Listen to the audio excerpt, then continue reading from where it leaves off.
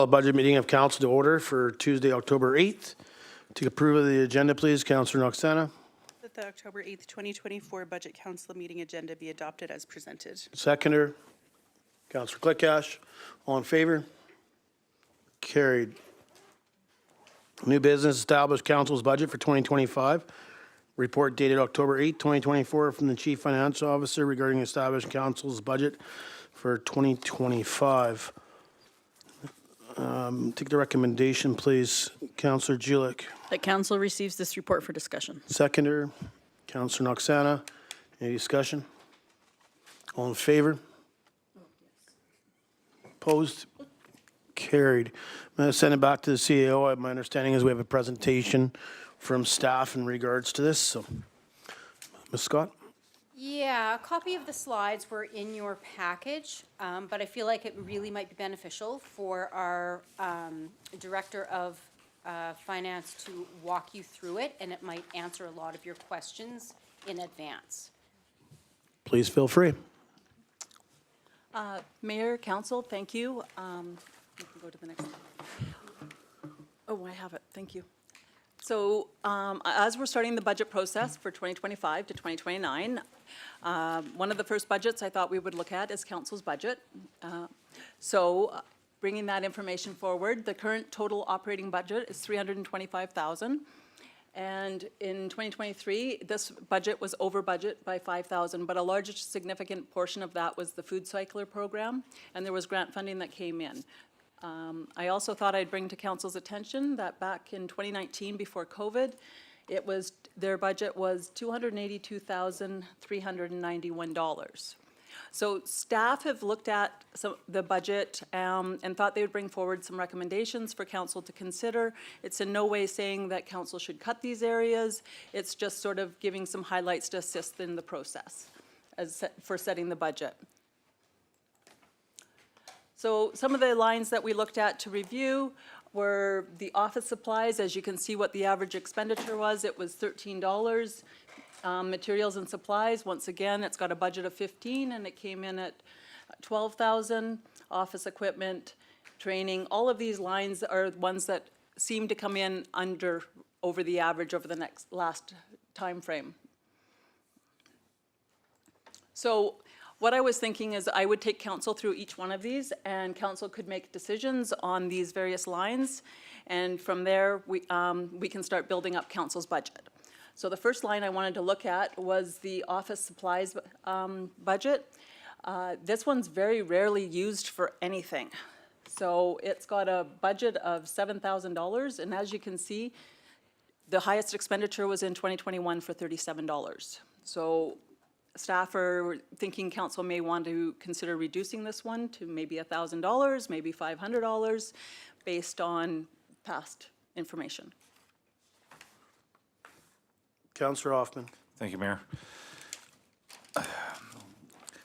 I understand why, or at least I think I understand why you'd want that as a line item, but is there a reason we couldn't just, like, if I take a pen from that closet over there, do you really want to record that it was a council supply usage? And if you have to say yes, then by all means say yes, and we can go from there, but like, I don't even think it's worth anybody's time to record a pen, for example. So can we say council takes its supplies from general supplies, or is that just not allowed? Ms. Scott?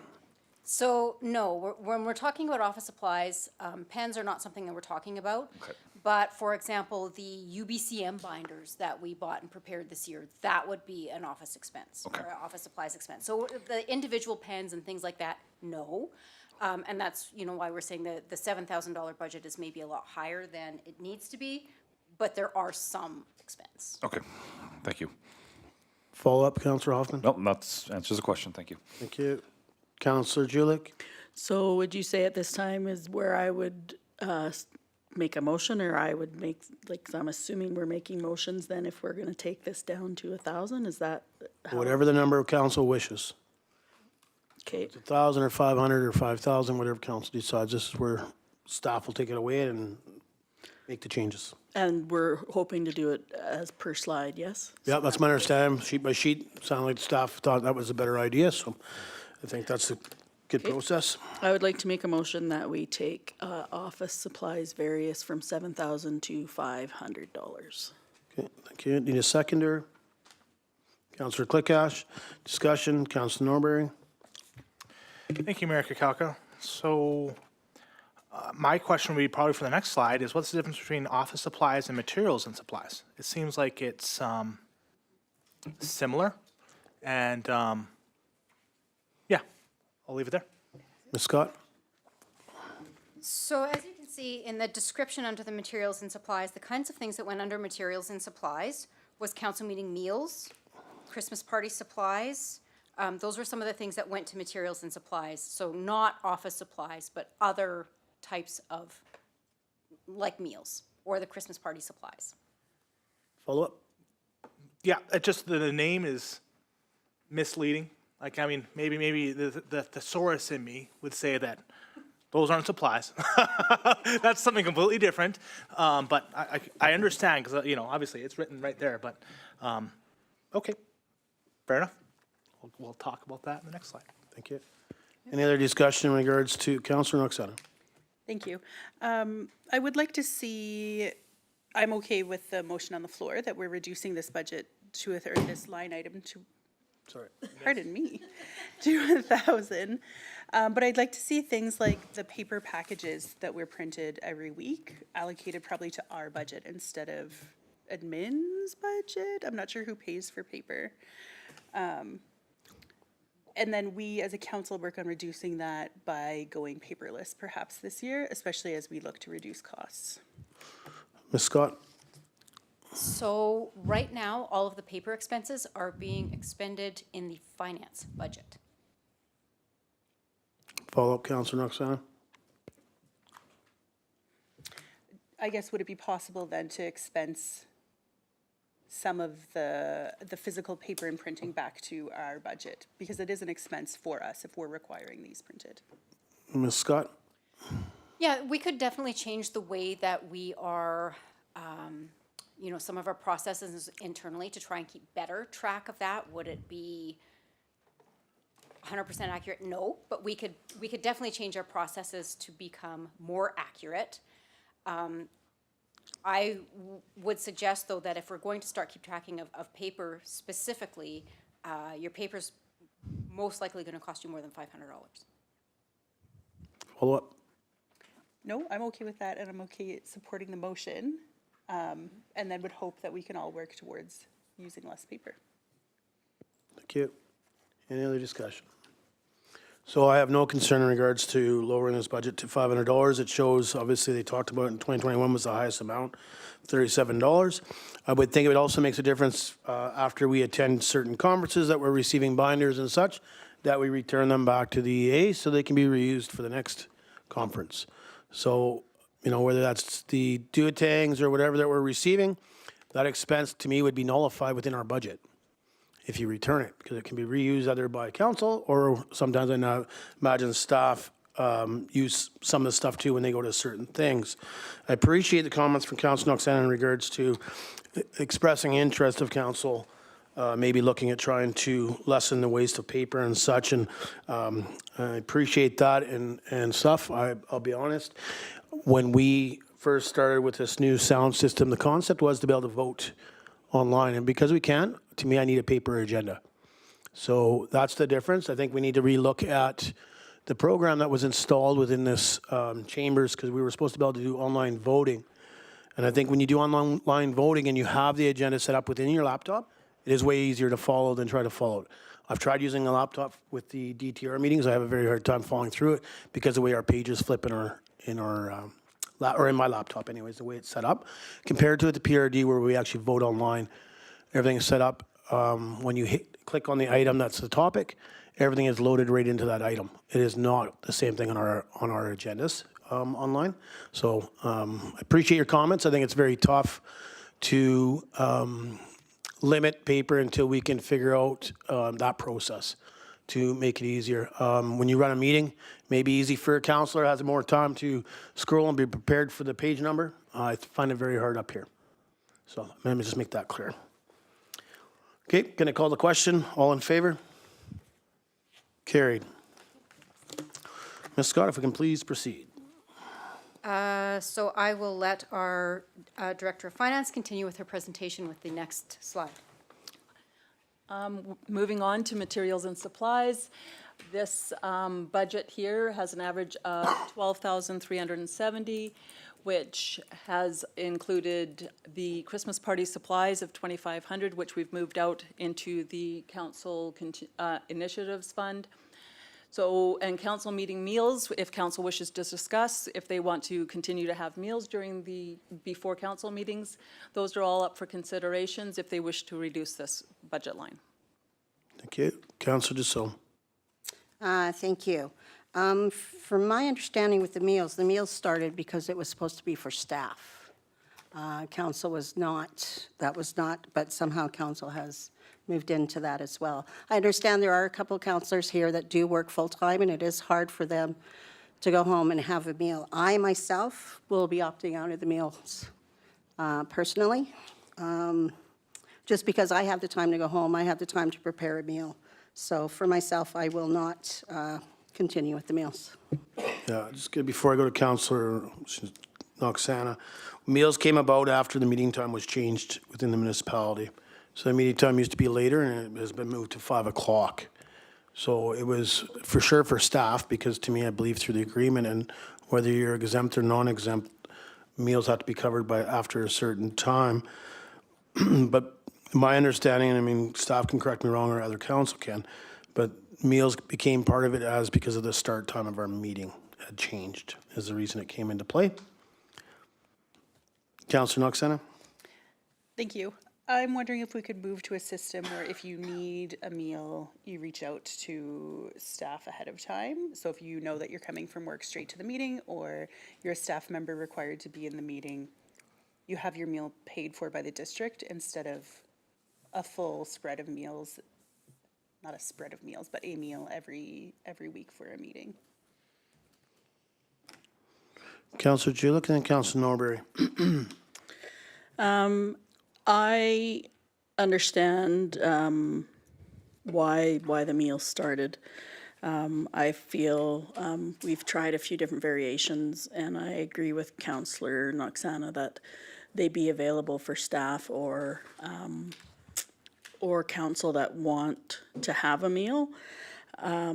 Part of the reason we started to look at this budget was because we looked at raises and benefits and a few other things that we wanted to increase on the council side.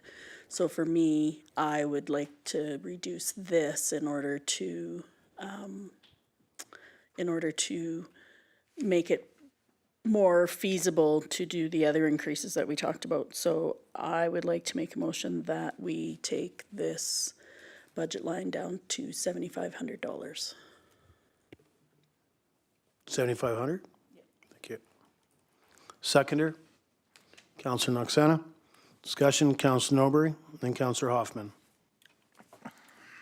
Thank you, Mayor Kakalka.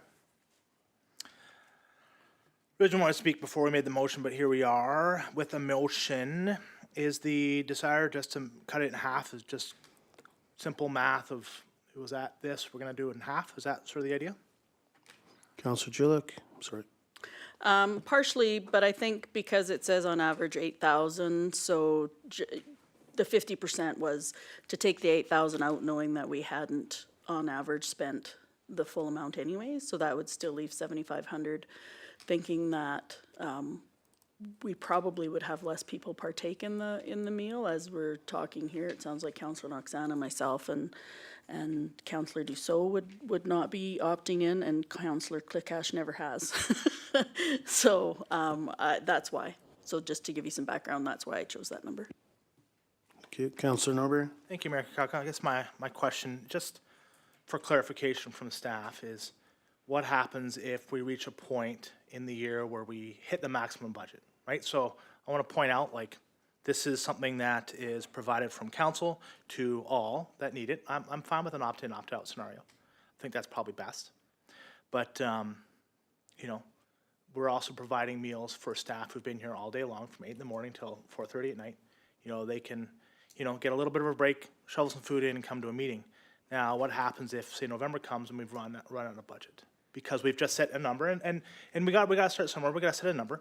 We just set a number, and we run out of budget. What do? Do we have to have a budget amendment? Does it just stop until we can make a budget amendment? That's my concern about setting a number now. I would like to see where it goes for a year, and then we have actuals next year to go off of versus just a arbitrary number. Thanks. Yep, no problem. Ms. Scott? So it could be either. That would be a decision of council. So if council wanted to continue providing meals for the rest of the year, it would be a budget amendment. And then that extra expense would come out of surplus, or council could choose to not do meals for the rest of the year. Thank you. Follow-up?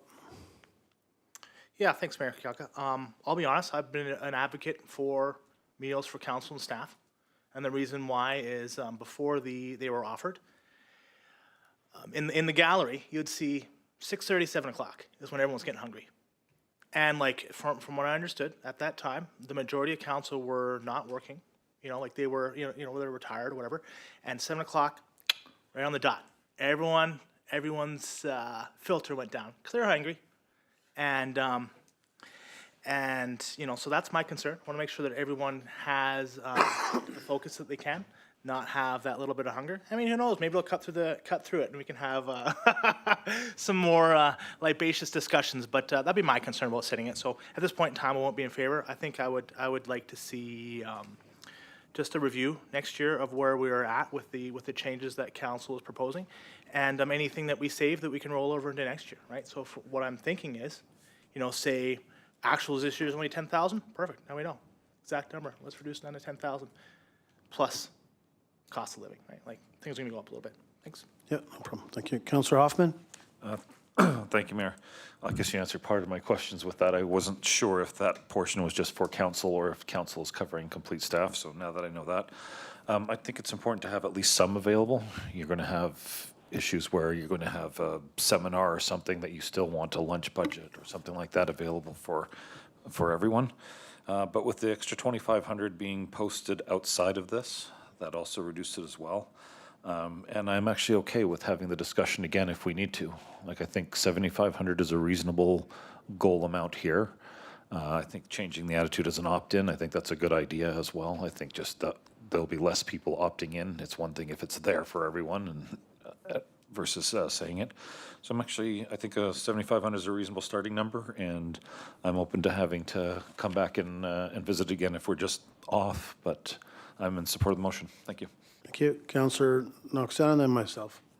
Thank you. I'm in support of the motion on the floor, ultimately for the reasons Councillor Hoffman said. If we have to come back and revisit it, it doesn't sound like that'll be a huge laborious task, but it also encourages us to stick to the budget. We're not spending what we spend to decide next year. This is the year that we've asked every department across the board to reduce their budgets.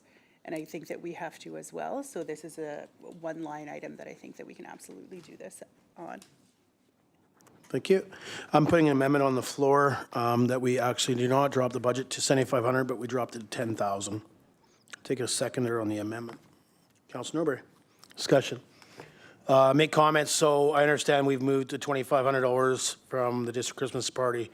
My concern is making sure that we have funds. I'm not in favor of always coming back and doing budget amendments in the middle of the year, partway through the year. I'm trying to get it out of surplus from staff's budgets to fill in the gaps. I think realistically, when we start looking through this budget process, obviously Council 1 is in front of us first, and then we'll start seeing other budgets coming, capital and core, and having a look at them. As we get through the process, we can always come back. If this isn't going to be approved and then that's it, we can't make any changes. We can make changes throughout. And I think to be realistic, to me, it's, whether it's opt-in or opt-out for the dinner, that's kind of what I heard from staff, or council, sorry. But to me, we never know. They have the average of about $8,000. It all depends on the staff that's in the room as well as we go through the process of budgets and stuff like that. I'd hate to see us be low and then have to do budget amendments. I think if we budget at a certain number, and that's $5,000 off compared to 2024, and if it is under next year, we can look at decreasing it again, if so be it. But Councilor Norbury, I think, mentioned it, there's increases, so I think you're going to see increases in food cost. like that's coming, and I think when we shrink a budget and then we gotta do amendments, I think the amendments is, to me, something that shows me that we didn't do a proper budget, and then all of a sudden now we have to amend it because we should have maybe had more of a debate or open discussion and not just drop numbers by half by looking at some of the information and council or staff moving 2,500, but then saying the meals are this, that's per year, but not based on any increases that may occur in 2025. So that would be my reasoning of dropping it, or upping it from 75 to the 10 grand as the previous motion. Councillor Julick.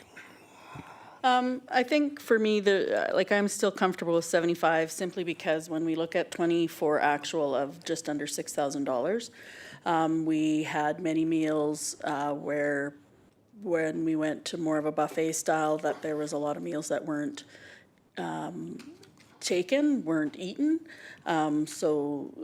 And then versus a lot of us who took the meal and then have said in the meantime, we would back out of that. So I'm still comfortable with the 7,500 looking at the actual of 6,000 now. I don't think 10,000 is needed, so I'll be voting against the amendment. Thank you. Any more discussion in regards to the amendment to the 10K for materials and supplies for council's budget? Okay, going to call the question. All in favor? Opposed? Councillor Dussault, Councillor Julick, Councillor Knoxana opposed. Motion carries. So on the amended motion, any more discussion? Okay, going to call the question on the amended motion. All in favor? Opposed? Councillor Dussault and Councillor Julick is opposed. Motion carries. Ms. Scott?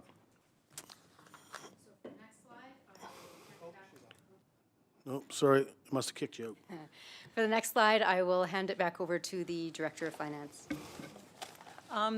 As we move on to the next item, I just wanted to clarify for council that if one line goes over, there's no budget amendment needed, only if your bottom line goes over. So if there's savings in one line, then another line it can go over. It's just the bottom line of the whole total council budget. So moving on to equipment, I see that laptops potentially for whenever there's an election, which council may wish to put some money aside in case one gets broken and reduce this down to 2,000 versus having the budget of 10,000. They also may want to make it so that 2,000 is put aside every year and it goes into a reserve fund, so that way there isn't spikes, which is what you want to prevent. So every time there's an election, that there's a spike. So it may be a case of council chooses to say it's $2,000 into a reserve or $2,000 of just a budget line. Councillor Hoffman. Thank you, Mayor. So I just want to be clear, this is literally laptops. This is nothing else ever touches this budget. Ms. Scott. No, I don't believe there has been laptops in this budget previously, but I believe that the Director of Finance will have greater detail on what exactly goes into this expense line. It has been a laptop in the past. That was the expenditure and there was laptops that they said in 2023. So there was an expenditure there for laptops. So just to clarify, there were council laptops that we purchased? How many? I have no idea at that point. I just know the value. Okay, follow up, Councillor Hoffman. Okay, given that, so what I'm seeing here, the 8,400 actual was for, I thought we got our laptops before that. I could be wrong. That'd be my question too, and I'm wondering if we can maybe have a few minutes to pull up our actual budget from that year, because laptops would have came out in 2022 with the election. Yep, with a few months. So it'd be weird that we have a budgeted amount of $8,400 in 2023. My laptop is the same laptop I was given. Yeah, if you want to give us a few minutes to Okay. look that up, I suspect what happened was that they were ordered in '22 or even delivered in '22, but we weren't invoiced until '23. But we can look that up. Okay, let's just take a 5-minute recess for stuff. Thank you.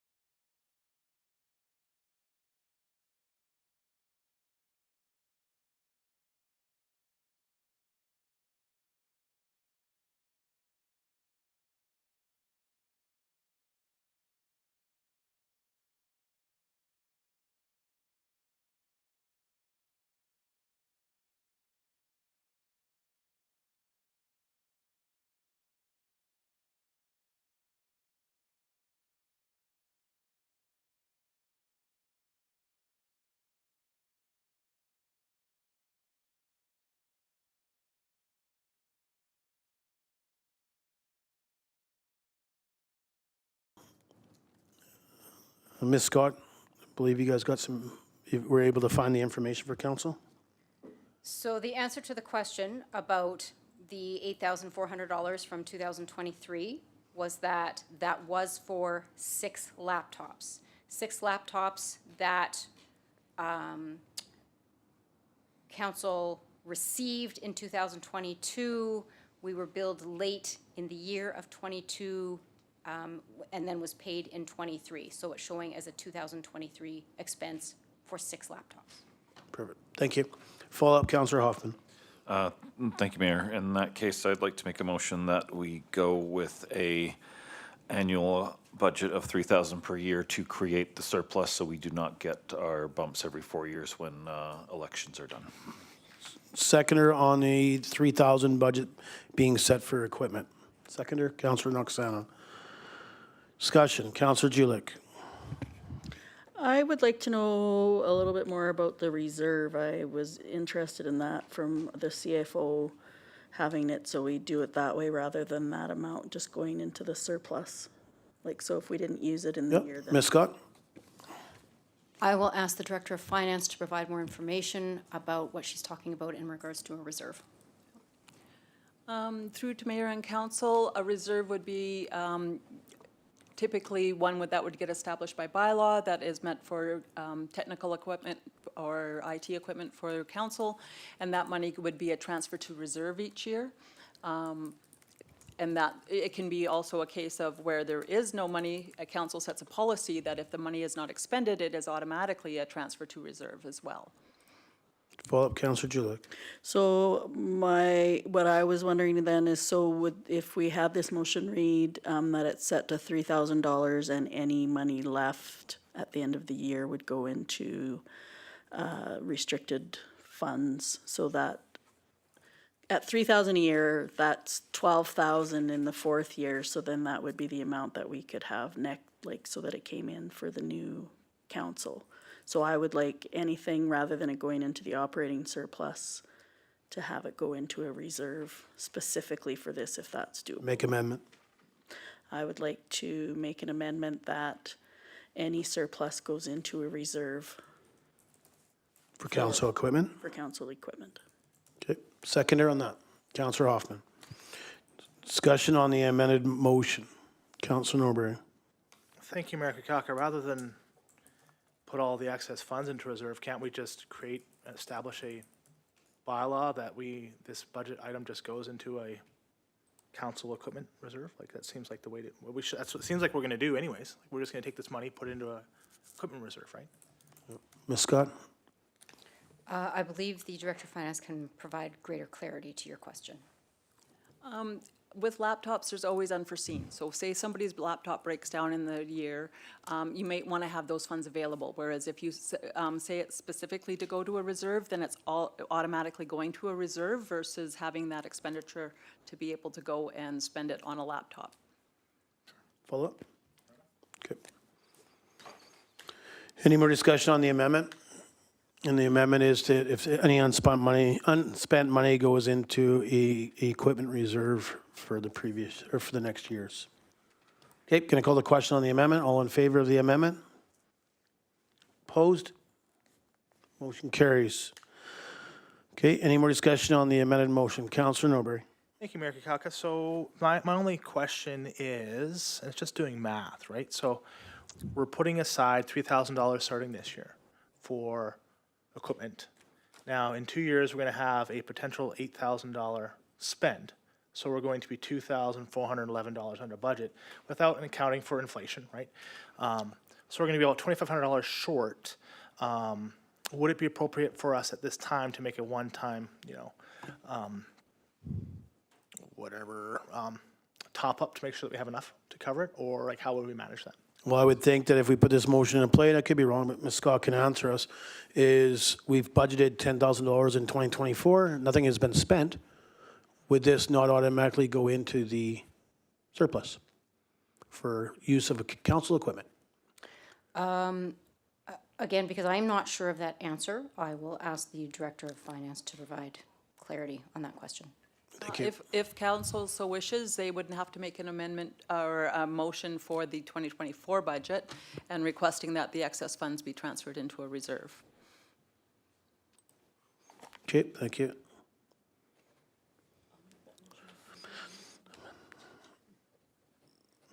Okay, so thanks for that information. I figured there was a way of doing it for the budget that has been zero spent so far. It doesn't mean that something may not happen between now and the end of the year that we need to spend some of those funds if somebody's laptop crashes or such. But we're going to make a second motion after this one, I believe. Okay, is there any more discussion on the amended motion? Okay, so the amended motion is lowering the equipment budget to $3,000 a year with any unused funds going into equipment reserve for the ongoing years. Let's use it that way. Okay, can I call the question? All in favor? Motion carries. Councilor Julik, you prepared to make the next motion? I'd like to make a motion that the amount left in the 2024 equipment budget of council goes to the same reserve as the previous motion. Yep, equipment reserve is fine. Equipment reserve. Okay, seconder, Councilor Norberry. Any discussion? Councilor Clickash and then Councilor Hoffman. Your worship, I really don't like this idea of paying, putting stuff in a reserve like this. We had this type of thing happen before and wound up that there was a whole bunch of accounts that had money in them and, it wasn't being used. And finally, it got to the point where we went through all the accounts and found out that there was, where all this money was, like there was 5,000, 10,000 hidden in accounts, and they had never gone into those accounts in years. So I think that, I don't know, I just don't like the idea of the money. Why don't we just knock the price down, or the amount down, and go with that? And if you, what we're doing here is we're paying the next people that come in here to counselors, to be counselors, we're paying for all their equipment. So, I mean, it just seems ridiculous to me that we should be doing that now. We should, I think we should be just putting it in general revenue or something like that. And not, so it shows that it's not spent. This way, if you put it in an account, well, it's still,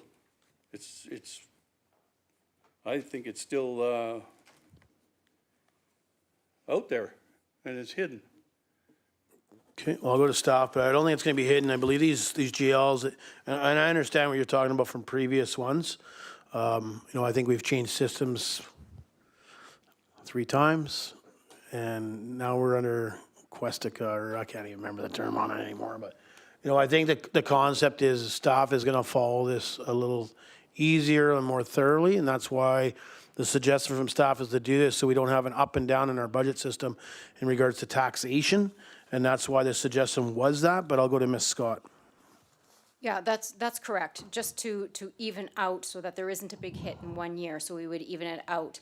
But for clarification, the 10,000 that's currently sitting there, if that was unspent, it just goes into general surplus. So that's where it becomes lost in, what makes up that general surplus. Was it this that was unspent or this that was unspent? And so it's not necessarily available specifically for council again then going forward. And so I think the specific reserve would make it easier for transparency. But I believe, again, our Director of Finance can provide additional clarity on that question. Through to Mayor and Council, yeah, I wanted to say it's a 5-year financial plan. An election will always be in that 5-year financial plan, so you will see that the money's coming out, and it should always be in there as a coming out as well. So that would be coming in. So you would see that the expenditure in, say, 4 years from now will be higher, and that it's being funded by a transfer from reserves. Follow up, Councillor Clickash. That's okay. I'll go with what she said. Okay, thank you. Councillor Hoffman and Councillor Julik. Thank you, Mayor. I actually think we don't need to put all 10,000 in this. If we're basically covering the previous 2 years and adding 2 years, I think I'll just, sorry, I know we've been doing amending motions and I don't want to keep that up, but I'm going to do it anyways. I'd like Before to, you amend a motion to me, let's just have a debate here because I think we don't know what we're going to spend this, we're not done the year yet. fair enough. Okay, what I'm suggesting that we do is instead of moving all 10,000 is that we move 5,000. And that would give us 11,000 for when the time comes in 4 years to replace laptops instead of 16. Okay. Councillor Julik? And I think that that's fair enough. I think we talked about inflation though, and so I think that that would, like, for me, it's this year, we still have, 2.5 months. There could be an expenditure. I hear what you're saying, because I know we had that same discussion on materials and supplies. I think to Ms. Scott and Ms. Wayner's points is the consistency is the most important thing. So, $6,000. Sorry, I'm drawing a blank all of a sudden, but I think the other thing too that I want to say is that after talking to Ms. Scott today, in regards to Councillor Klikash's comment is that we need to be better on managing our budget.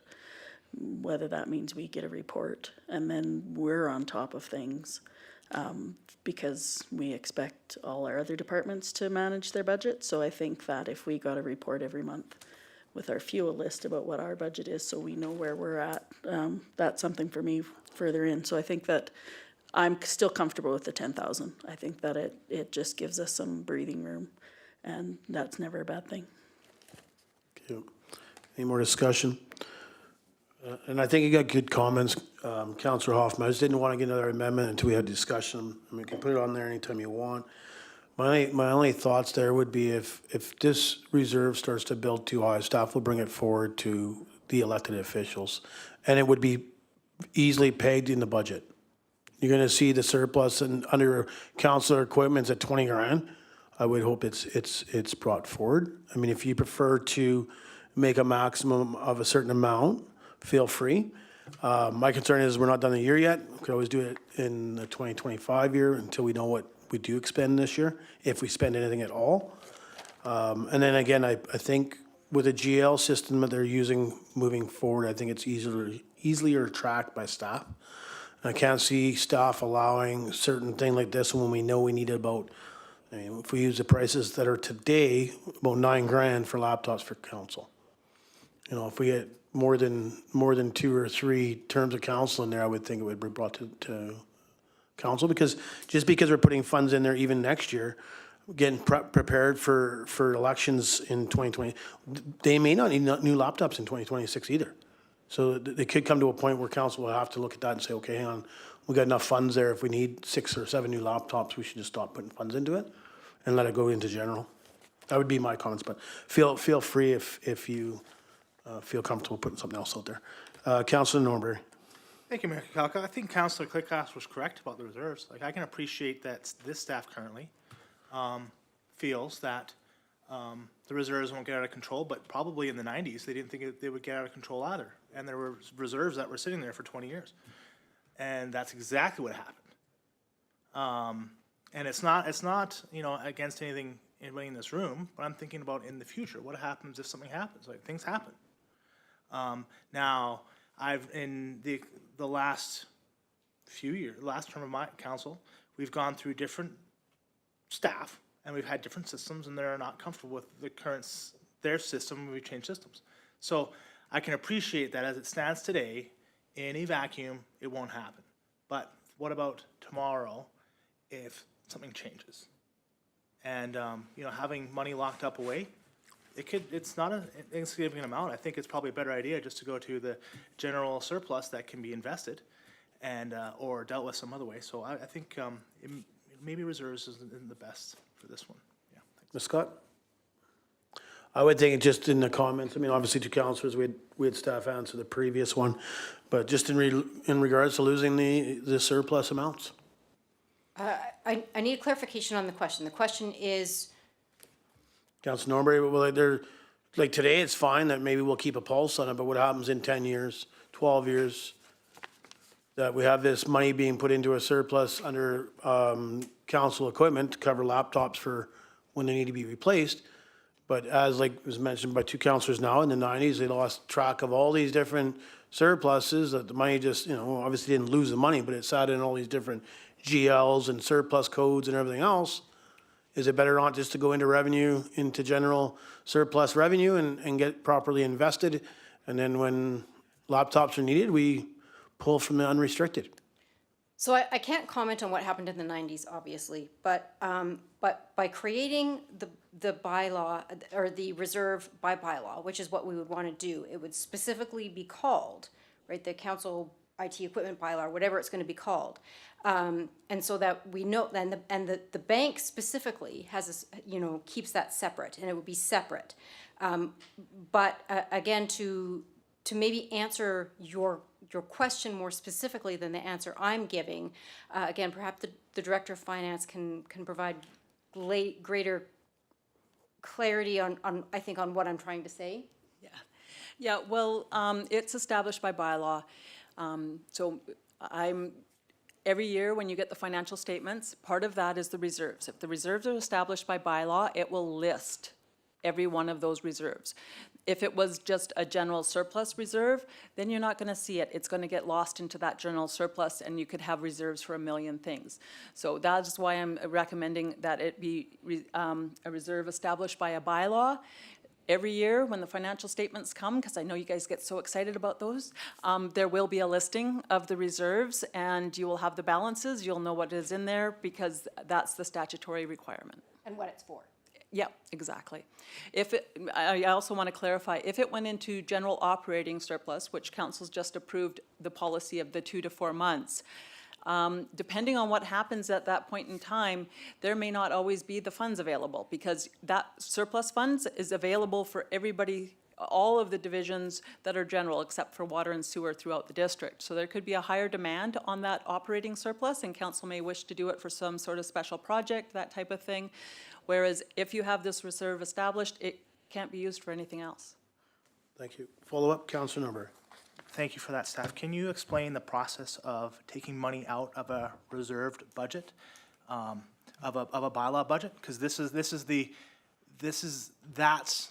the point that I'm trying to express, in that if it's, and I think Councillor Clickash is also pointing out, the ability, from my understanding, is that it is very difficult to move that in from an established bylaw, which is my concern.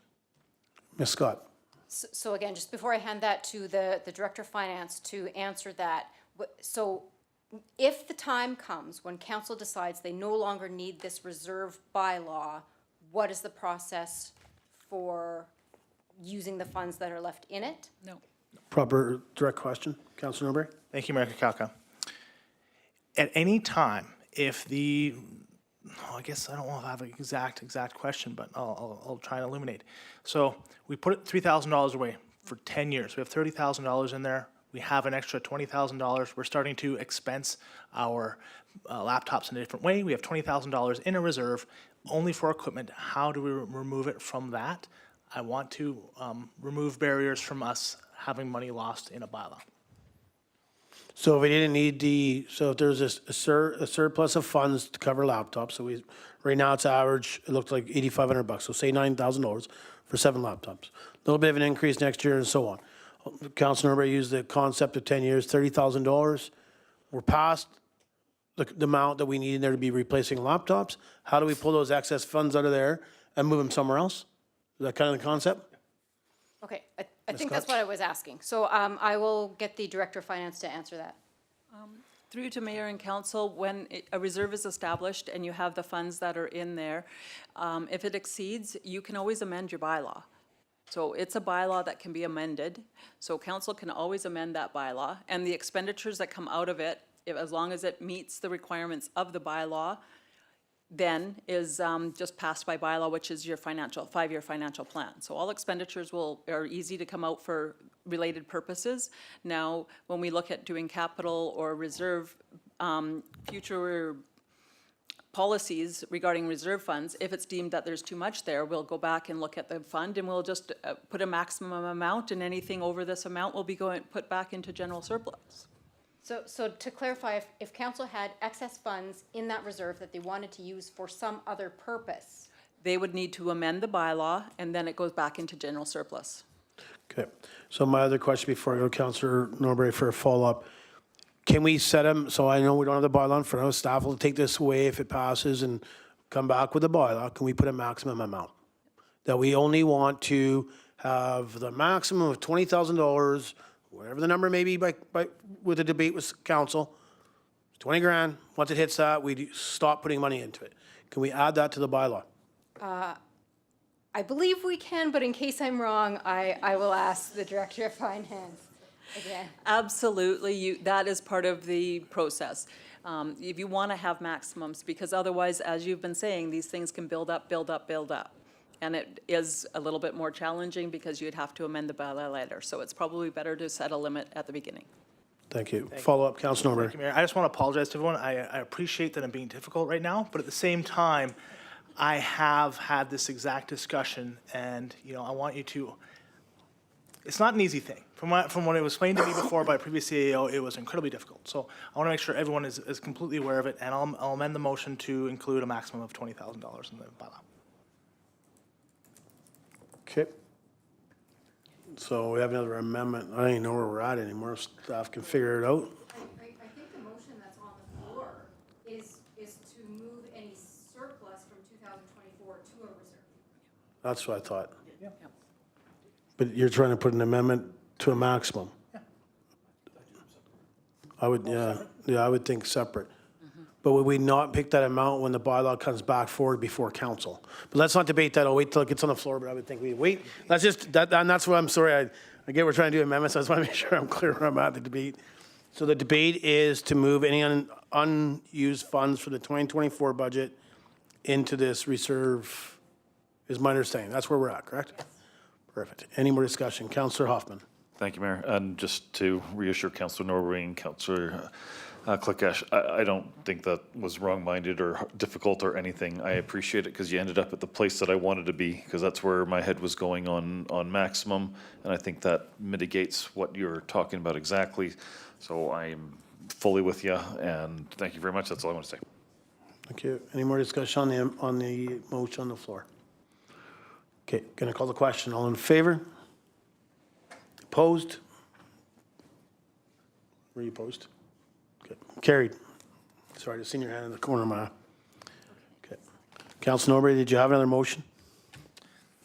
Yes, upon the equipment reserve, I will motion that we set a limit of $20,000 on the potentially new bylaw. Thank you. Seconder? Councillor Hoffman, discussion. So I am just going to ask staff, because my understanding, I kind of answered it before this motion went on the floor, that this would be discussed when the bylaw comes forward from staff. I just want to get correction. Ms. Scott? It could be, but I mean, this motion now would just give us direction for when we draft that bylaw, that we would include that. Okay, good enough. Thank you. Any other discussion? Okay, going to call the question. All in favor? Motion carries. Any other motions from council in regards to the equipment budget for council? Okay. Ms. Scott? I will ask our Director of Finance to continue with her presentation. Well, hang on one second. Sorry. Councilor Norbury? We did talk about laptops, but cell phones. I assume cell phones is coming out of this budget as well? Ms. Scott? That I am not sure. I will direct that question to the Director of Finance. Through to Mayor and Council, no, it does not come out of this budget line, it's telephones. Good.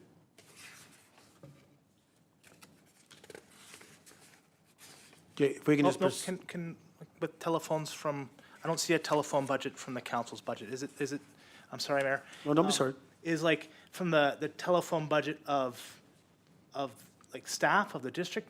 Sorry, can we just, Ms. Scott? I again will ask the Director of Finance to provide clarification on where that telephone budget falls. Yep. That's falling within admin, the admin budget. Thank you. Councilor Norbury? like, I don't think that's appropriate. You know, we're splitting hairs. Excuse me. You know, we're going over our budget, the fine-tooth comb. If we're expensing council equipment to administration, it should be to our council budget. Yep, I don't disagree with you. Ms. Scott, like I know I have a mayor's phone. It's a full-time phone. So if that amount was added to our budget under equipment, I would think we do not have enough money at $3,000 to justify. So I'd be just curious on why, and I know when we had a conversation this afternoon, you were not just going through our budget, there was other budgets within your office that you're going through and trying to figure out why things were here or there. Is this something maybe we should send back to staff to have a relook at in regards to the equipment budget? And I don't know what the annual expense would be for those cell phones and if the 3,000 would be adequate. So again, I'll ask our Director of Finance if she can provide any information on that. If we could have 5 minutes, we can actually bring it up and give council some accurate information. I would be hesitant about clarifying and ensuring that 3,000 would be enough to cover those cell phones. Yeah, so I don't think, no problem, no problem, we can go to a recess in a minute. My thing is do we need to move the cell phone policy or cell phone use for the mayor over into council's equipment budget, as well as any council that decides to have a cell phone that is paid for, as well as any councillor that puts forward their internet, or sorry, data. Yeah, absolutely. That should not be an admin expense. That should be a council. And right now, it's an admin. Correct. Okay, so I'm going to put a motion forward that, and the reason I'm going to do this, because I think it gives staff time to bring it back, but I'm going to put a motion forward that staff look into cell phone use for the mayor and any councillor that wishes to have a cell phone, as well as any data usage be moved into the mayor and council's budget. Seconder, Councillor Hoffman, discussion. Councillor Julik. We still had this, so I looked into this prior to this meeting. It was at our September 9th Policies and Priorities Committee meeting, and we deferred council remuneration. And in that budget, it was $4,200 is what it would cost if everybody opted in. So I feel like we've never had anything besides the mayor's phone in there. I don't have a problem with it being on the council remuneration, but I feel like it's not actual equipment because the cell phone is coming as part of the district's, like, it's not like they're spending $1,000 on a phone. It's coming as part of a program, and then the expense is actually the data and stuff. So it wouldn't be equipment, it would have to be a separate line. In my opinion, it wouldn't be an equipment line because it wouldn't be a capital asset, it would be an expensable asset. So that's why I would not vote in favor of this motion as we have it. I would rather hear back from finance before we voted. Thank you, and I believe my phone has actually got a cost, it's a capital item. My phone is paid for by the municipality, never mind the plan that I'm on. And I put it under equipment. I believe this gives an opportunity for staff to go and do the workload and dig into the amounts to make sure that whether it's under equipment or it goes under another headline of our budget, whether that's materials and supplies, office supplies, and there's further council initiatives. And I mean, to me, I think this gives some set direction in that they can look at it and come back and say that this is where it should be moved or it should stay where it is today. So I'll be supporting my motion. Councilor Norbury? Thank you, Mayor Calca. I support it as well. I mean, there's two ways you can look at the potential costs associated there. You make the capital purchase of the cell phone. I've seen the mayor's phone. It is not extravagant by any means, so this is not a dig at any individual who has a cell phone. I just think it needs to be kept in the appropriate way. You know, if we want to have everything transparent and on the table, I think all of our expenses should be. Thanks. Thank you. Councillor Julik? My argument is that I think that the staff already has the information because they've already prepared it, and that's why I wanted to wait and get the information before we voted on this motion. And if they don't have the information, then I'm fine to vote in favor of. Yeah, staff are looking for a recess to find the information. I think this gives clear direction what we're looking for to bring brought back. Councillor Hoffman? Thank you, Mayor. Just for my own clarity, as I understand, the motion would give staff the chance to even change budget lines if need be, if they wanted to separate capital cost versus service cost. That would be something that they would be looking at based on this motion. Correct. It's just for staff to be able to look at it. And it may, in staff's view, it may not need to be changed to where they budgeted out today, and there may be reasons. But then instead of taking recesses and having staff digging through files during the meeting, we can give staff some time to come back at another time with it. No, That's the just only wanted to reason. make sure that my understanding was clear. That works for me. Thank you. I'm in support of the motion. Okay, any other discussion? Okay, going to call the question on the motion. All in favor? Opposed? Councillor Clickash, Councillor Juliak opposed, motion carries. Any other discussion in regards to that? Because it came up just before we moved on. Okay, Ms. Scott? Okay, I will ask our Director of Finance to continue with the next slide. Moving on to the council initiatives. This budget, as mentioned yesterday, it includes the district Christmas party. It was exceeded last year, and that was for $40,000 for the food cycler program. Council could look at reducing this budget and utilizing, say, operating surplus for, say, an initiative that comes out of the way. Otherwise, if it's not fully utilized, then you're taxing residents potentially if the funds aren't utilized. However, you can see in 2022 and 2023, the budget was definitely spent, but back in 2021, it was much less than the 50,000. Thank you. Councillor Juliak? Could you tell us what the $13,000 that we used this year was on? Ms. Scott? I do not know, but I will ask our Director of Finance if she can provide information. At this point, it's a lot of scholarships that has been paid out. So I know there's been scholarships in there. I don't know the details on the others. It was flagged with that. So are scholarships being paid out in all in 1 year, Ms. Scott? Because that could fluctuate our budget line. If like we only give out so much dollars every year, is it all coming, if it comes in 1 year, can it fluctuate our budget? I believe the scholarships are paid as we get proof of enrollment, but again, I will ask the Director of Finance if she can verify whether that information is correct or not. They have a couple of years to expend the money, so depending on when the students register, will depend on the amount that goes out, in and out. Okay, thank you for that. And that would be my only concern, that we make sure we cover 2 years' worth of scholarships in case of that. I understand that, listening from staff, if we're under budget somewhere else, the funds can be moved here or there. But if we're actually fairly close online and all of a sudden scholarships are all used from 2 years ago and this year, and we could be over the budget and having to do a variance. To me, if we just make sure we have 2 years of the scholarships and a little bit of leeway, I think we're in better shape. And that's just my opinion, but I'll leave that to council. Councillor Juliak? So part of me wants to just leave it at $50,000. I'm taking CFO's comment to heart, though. If we keep it at 50,000 and we don't use it, then we've taxed based on the 50,000. So I'm leaning maybe more to lowering that, understanding that we have to keep at least a minimum of $10,000, because it could be, like, if we, a minimum of 10, I would say we maybe even need to go to 15 to cover, like, so each consecutive year of the $5,000. Anyway, I'm thinking we need to have at least 15,000 in there. But I'd be interested in hearing what the rest of council want to look at for that number. Thank you. I got Councillor Hoffman, then Councillor Noxana, then Councillor Norbury. Thank you, Mayor.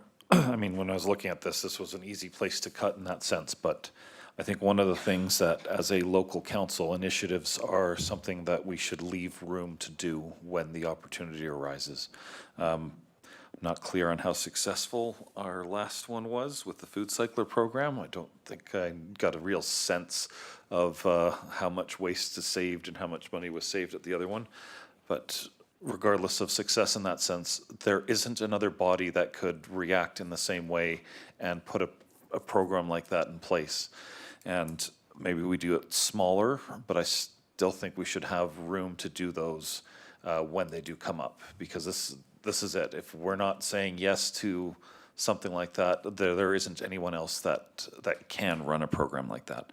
And where I ended up looking at the 75s and such, I was even considering raising it, but since we're lean times, we can run a program, let's say half the size of what we've done in the past, and that would leave that 15,000 that you were talking about, the 35,000 to run an initiative if we want on a given year. So I'm hoping that we keep it at that 50-ish marker, but I too am looking forward to what everyone has to say. Thank you. Councillor Noxana, then Councillor Norbury. Thank you. I like the idea of keeping extra money in this for the scholarships, but I'd also like to keep the district Christmas party in this. This is a way that we can thank our staff by sponsoring the party. I recognize that we're just invited guests to this event, but it's one event that encompasses all of the district staff, our firefighters, I believe the Community Forest Board, and various other invited guests. And who else should be sponsoring this? I strongly feel like that's us. And it would be nice to have a few dollars in there for initiatives if something was to come up and we could react quickly to that. Thank you. Before I go to Councilor So, I did have a conversation with our CAO about where the other budget of the Christmas party could go. So I'd like to hear that option, but I'd also like to hear where we budget the golf tournament out of. I've seen it nowhere within the council's budget. I just want to make sure it's not coming out of the council's budget and it's not noted as like the Christmas party. No, the golf tournament is not expensed to council's budget. It comes out of Community Services Department budget is where the golf tournament comes out of. If council did not want to include the Christmas party in their budget going forward, then we would look at where we could potentially expense that to, whether it be all out of administration, whether it be all out of each affected department. I don't know. We haven't really considered fully where that would come out of if it wasn't out of council's. Thank you for that. Councilor Dussault. Thank you, Mayor. I agree with having the surplus in there for the scholarships and for the party. And in response to Councillor Hoffman's comment, it was over 3 tons of garbage that we saved in our landfill with the food cycler. So, Perfect, thank you. Councilor Julik. Yes, and I'm in favor of still sponsoring the Christmas party. Also, though, the awards, they to me are as important or more so than the party, because it would have to come out of the other budgets. I just feel that it's maybe a little bit simpler for us to have that number there. It's the only thing that we would be sponsoring to, and I'm big on retention. So I think it gives us the opportunity to show our appreciation as council in the Christmas party and in the awards, long-term service awards. Thank you.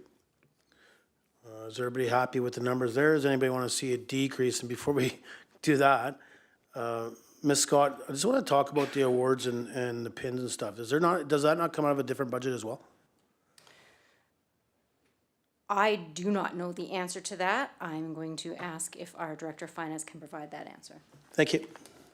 To Mayor and Council, that was materials and supplies. That was part of that stuff, so it was coming out of Council's budget.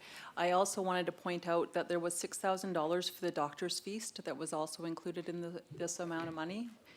So it's not just the scholarships, there was $6,000 as well for that. Okay, and I just want to comment when we talk about materials and supplies, that's where some of the budget was for the Christmas party. I know we just lowered that amount. So, council just needs to be aware of that. So, Christmas party comes out of one area, and the awards and pins and that come out of another area of the budget. So, you know, to me, I mean, I guess staff's opinion, or I guess make sure that we're legal per the charter, is can we just move it all into one budget? So what I'd be asking Ms. Scott is that the council in this budget includes the district Christmas party, but as well as the awards and long-term service awards. That was the motion that council passed yesterday, that it all come out of this initiatives budget instead of pieces here and there. Okay. Maybe I wasn't awake last night. Okay. Councillor Julik. So after this discussion, I'm not looking to make a motion to change this. I would like to keep it at $50,000, but I would entertain. Seconder on the motion, Councillor Hoffman. Discussion at keeping the council initiative budget at $50,000 is what I heard. Any other discussion? Call the question. All in favor? Carried. We need a motion, so when you make that kind of, it's easier just to make it as a motion. Ms. Scott? Moving on, I'll ask the Director of Finance to continue with her presentation on the next slide. So moving on to elections, I also wanted to let council know at this moment, you have a reduction of 6% on your budget. So I'm keeping track of that as well. So put that together, that's 11.2. So moving on to elections, there's been money budgeted every year for elections. And there's only election every 4 years. So once again, this is one of those situations where you can look at reducing, pulling from either the surplus, setting up a reserve fund, doing that so you don't have those spikes and you're not taxing for something. You may want to keep a nominal amount for, say, a by-election, but even then, if a by-election came, you always have the operating surplus that you can pull from if you need to. Thank you. I'm going to put a motion on the floor that council removes the 10K for elections, and if a by-election is needed, that we could pull from the operating surplus. Seconder, Councillor Noxana. Discussion, Councillor Hoffman. Thank you, Mayor.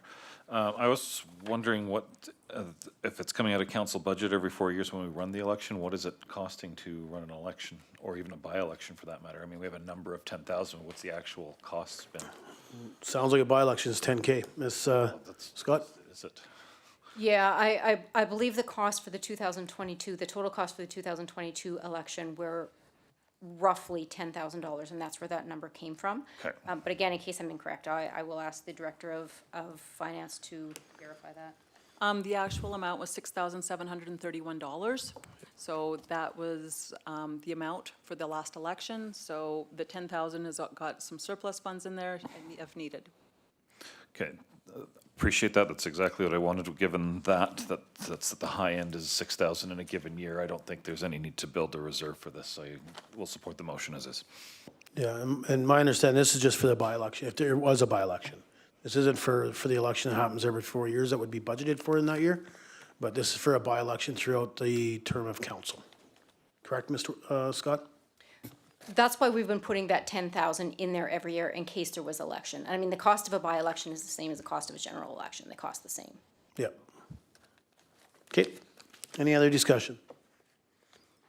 Call the question, all in favor? Motion carries. Ms. Scott? I will ask our Director of Finance to continue with her presentation with the next slide. We're almost there. We're moving on to travel next. So this is for council's travel and conference registration goes to the training budget.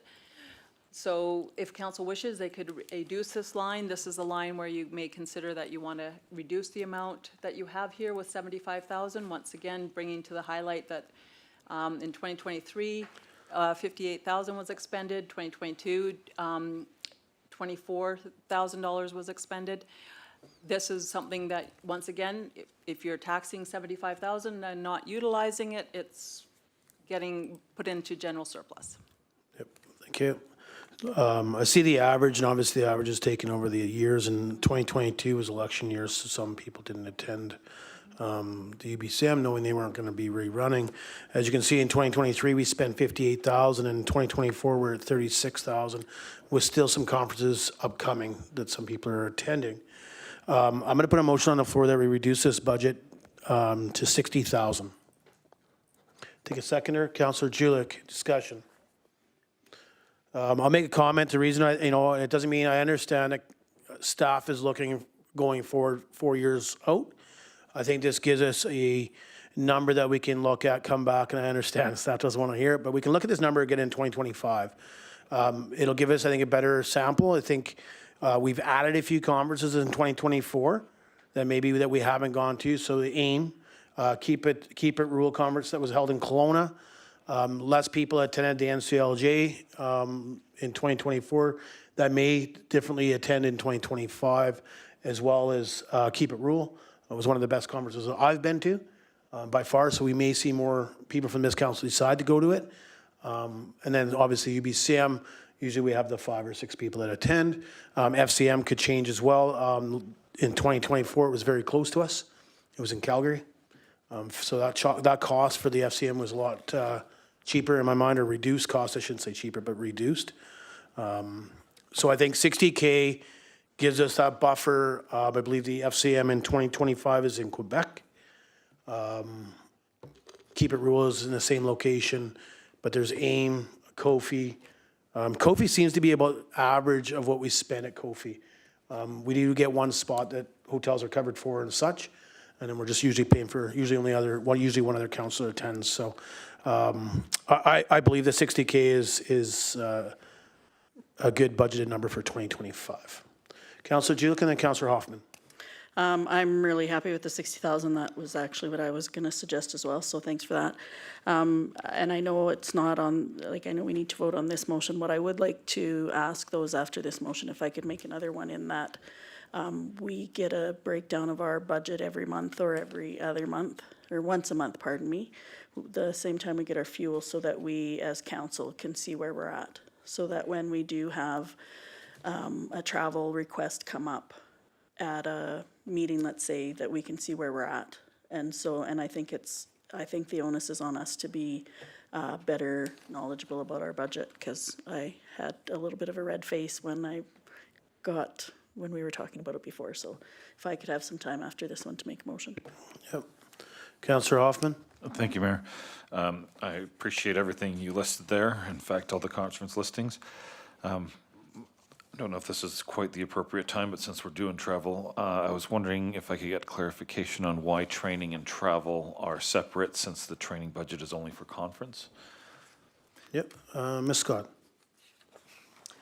I believe the training line is where the registration costs would go for those conferences, but the travel is where the actual travel costs, whether it be mileage or airfare or hotels and meals, would go. But again, in case I'm incorrect on that, I will ask the Director of Finance to verify. Yeah, Mayor and Council, the CAO is exactly right. That's where one's for registration and one is to keep travel and cost as separate. Follow up, Councillor Hoffman. Okay, the only reason I asked that is, I mean, conference fees can change, travel can change, and it seems to really be a directly related one. So if one moves more than the other, to my mind, and I could just be absolutely incorrect, that it makes sense to put them together and just have the budget for this conference costs us this much in travel, this much in fees, and there you go. The any one of the given conferences is going to have a total amount. The reason I'm saying that is because with the reduction you're talking about now, I would look for a proportionate reduction in training, but if we mix them together, is that causing a problem, or is that something reasonable? Because then I would just say leave the budget the same and get rid of the training budget. That's kind of where I was at with that. Yeah, I think listening to staff, but I'll go to staff, but my thing is travel's different than the conference. This is for your flights or kilometers or that, your hotels, where training kicks in because certain conferences that's how, whether you call it networking or there's certain conferences you attend in certain sessions, that's the training as elected officials. But I'll just get clarification from staff, but that's how I read it. Yeah, so again, I'll ask the Director of Finance to give you the implications of what that would mean from the finance standpoint. Yeah, Mayor and Council, please realize that these same codes are utilized throughout the whole organization. So this is a way that we can actually keep track of all conference costs, and it's easy to pull, and we can keep track of all travel costs as well separately. So while it may make sense for council's budget, it also is brought out. Follow up? Oh, I'm letting it go. It's all good. Okay. You're all good? Yeah, all good. Councillor Norbury? Yep. 60,000 sounds good. I mean, let's be honest. There's a lot of opportunities at conferences for our professional development, in ways that, and also we can connect with other levels of government. So I think it's vital that we are able to attend conferences. And I can appreciate Councillors Julick, and I'll save that for a motion. Thanks. Yeah, and I just went off, the highest year was in 2023, and, I believe that was Toronto. That's kind of what I base it off of, is the Toronto FCM. I think you may see that number increase when it comes to the FCM in 2025. And that's why I said 60, and, it gives us a number to look back to come 2026 conversation. And then we can see what that difference is, or maybe we need to add $5,000 because we were a bit shy. Because I do believe that we should not, if council wants to attend certain conferences, as long as it's use for the municipality or for themselves in regards to professional development stuff, I think we've got to be careful that we're not hindering them. Because that's very, very important that we have that available to us. That is, to me, the job of the elected official. So I hope we can stay within 60,000 for 2025. But I just think if staff can just, I mean, I know there's another one coming, but just a pulse on it. So it's not about watching it eye to eye, but just to make sure we don't need to increase if we see a influx in costs rising. Okay. Any other discussion? Okay, so the motion on the floor is to reduce the budget for 2025 to $60,000 for travel. I'm going to call the question. All in favor? Motion carries. Councillor Julik. I would like to make a motion that we have 2020, let me back this up. I would like to make a motion that once a month, council gets budgeted an actual amount of what falls under council's budget. Okay, seconder. Councillor Dussault. Discussion, and I'm just going to make a comment. I'm going to ask staff because I think this puts a lot of pressure on staff time when we already give them a fairly large working load. I'm not saying that we shouldn't be kept up to date, but maybe instead of once a month, we're looking at quarterly. I think we need to be fair to Ms. Scott, as that's who we're asking to supply the report. It doesn't mean that she can't use her staff, but I think when we look for once a month, I think that is very time consuming. Even though it's easy to pull the GLs, I think if we're looking at, to me, I'd be more in favor of supporting quarterly for the reason that it gives staff a little bit less workload.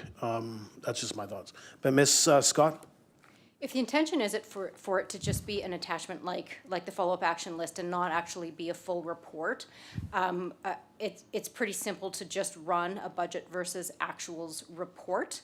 But again, I wouldn't be the one who would likely be doing that. So I will ask our Director of Finance if she foresees that being a major time-consuming thing for them to do. Through to mayor and council, it's not so, it's an easy report to run. You just dump it out of Questica. But the question is sometimes we have to get the bank reconciliations, some things like that done and posted. So all of that month-end stuff has to be done so I can know that the numbers are closed and not changing, because I wouldn't want to have it change. So it's a timing situation. So that is where quarterly comes in as a bit of a beneficial, because we can work for a quarterly ensuring everything's up to date. But if council wishes monthly, we can do it. It just would probably be close to the end of the month. Yeah, I would say that the month would always, the report would always be essentially a month behind. Yep. Okay. Councillor Norbury, then Councillor Julik. Thank you, Mayor Kakaka.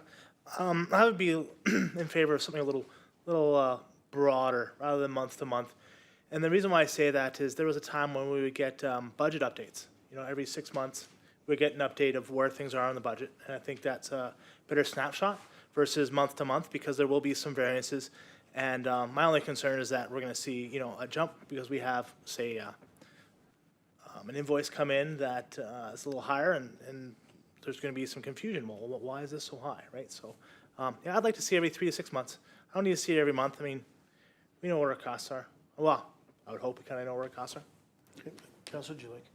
I would like to make an amendment that we do get a quarterly. Instead of making an amendment, we'll just shoot this one down. Okay.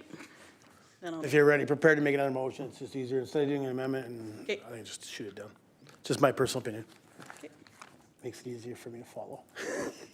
Any more discussion in regards to asking for a budget report once a month from staff? Okay, can I call the question? All in favor? Opposed? All of council and the mayor are opposed. The motion is defeated. Councillor Julik.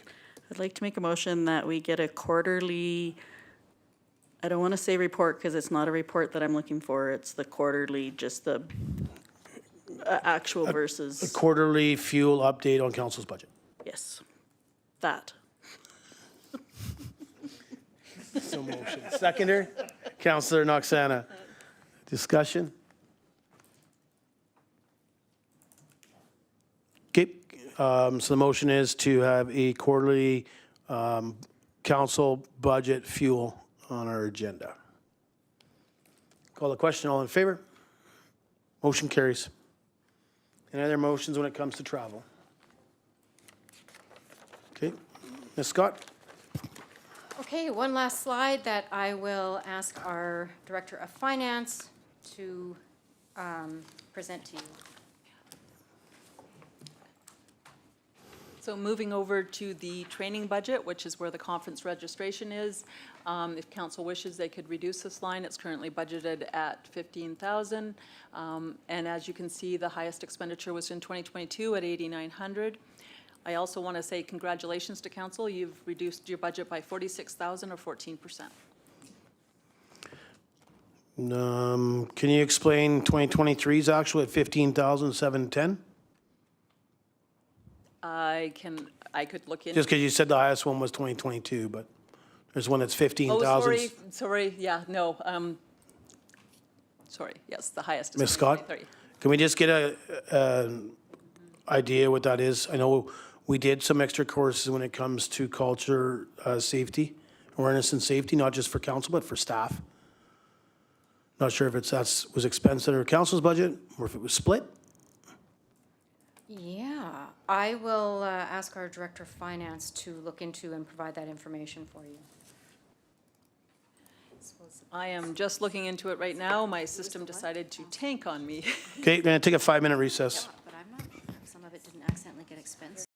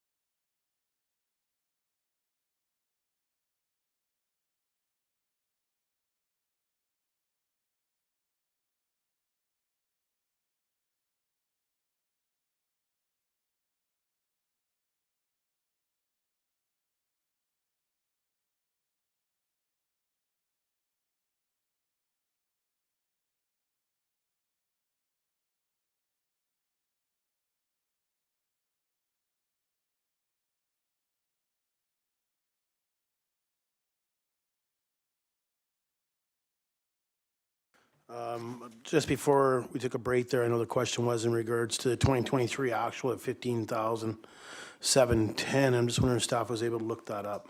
Staff was able to find that information. Approximately 7,000 of that was the cost for all of council to go to the NCLGA in Dawson Creek. So the cost to go to NCLGA was significantly higher in 2023 because it was a lot closer and more people attended. Okay, thank you. Councillor Jilek. I'm comfortable leaving this budget at $15,000 as we continue to add the odd conference. We went to AME, we went to the rural. I feel like there could be some more that come up. So I'd be okay leaving it at 15. I'm also open to another, as I see Councillor Norbury's pushed his button, so I won't make a motion yet. Thank you. Councillor Norbury. I'd be fine for me to motion, Councillor Julik. I was going to agree with you that I think 15,000 is appropriate. Mostly because we are seeing, our conferences become virtual. And I think it's a great opportunity for people to, work on their professional development at home as well, right? So I see that this is going to be a little more available. So I think keeping it at 15,000 is appropriate. So I'll motion that we keep this at 15,000. Seconder, Councillor Noxana. Discussion. Call the question. All in favor? Motion carries.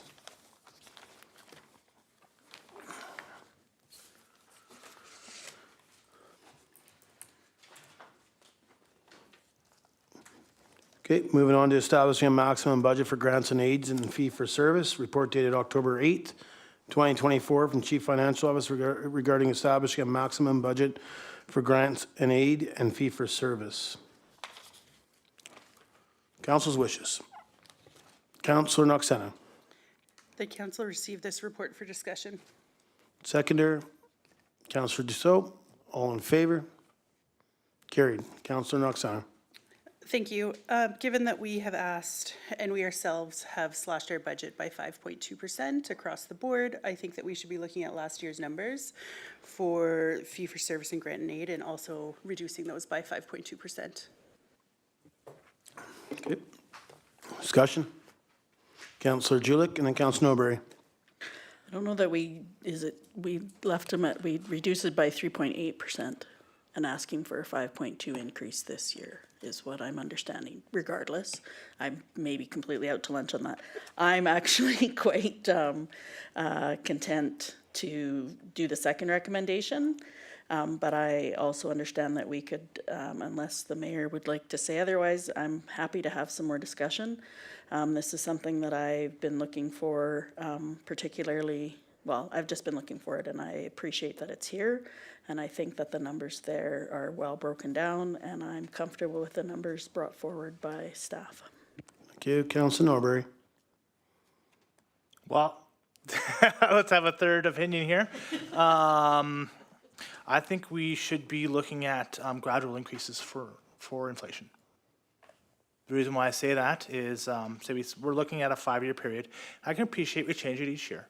But in 2026, unless we account for inflation, we're asking all of our nonprofit organizations to take a inflationary decrease. So guess we got the little bear, the mama bear, and the papa bear situation here, with all three different things. But, my question would be, and I guess this is the council, maybe to staff, but what happens if we have a new exciting initiative that pops up that would be a grant and aid or fee for service? How will we manage that if we're setting a maximum?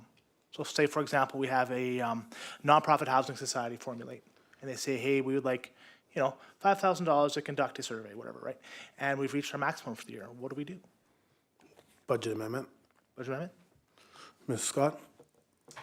I believe, and again, when I'm done speaking, I will ask the Director of Finance to verify, but I think that goes back to some of the discussion we had previously, where if this is in council's budget and council's underspent in other areas that you can borrow from, you just can't go over in total without a budget amendment. But again, I will ask the Director of Finance to, Mayor and council, first of all, this is in finance's budget. So this isn't in mayor and council's budget. So this is why the request was, because to develop a budget, to make sure you meet the mandate of 5.2%, this is where staff needs some direction and be able to, so they can plan for their budget.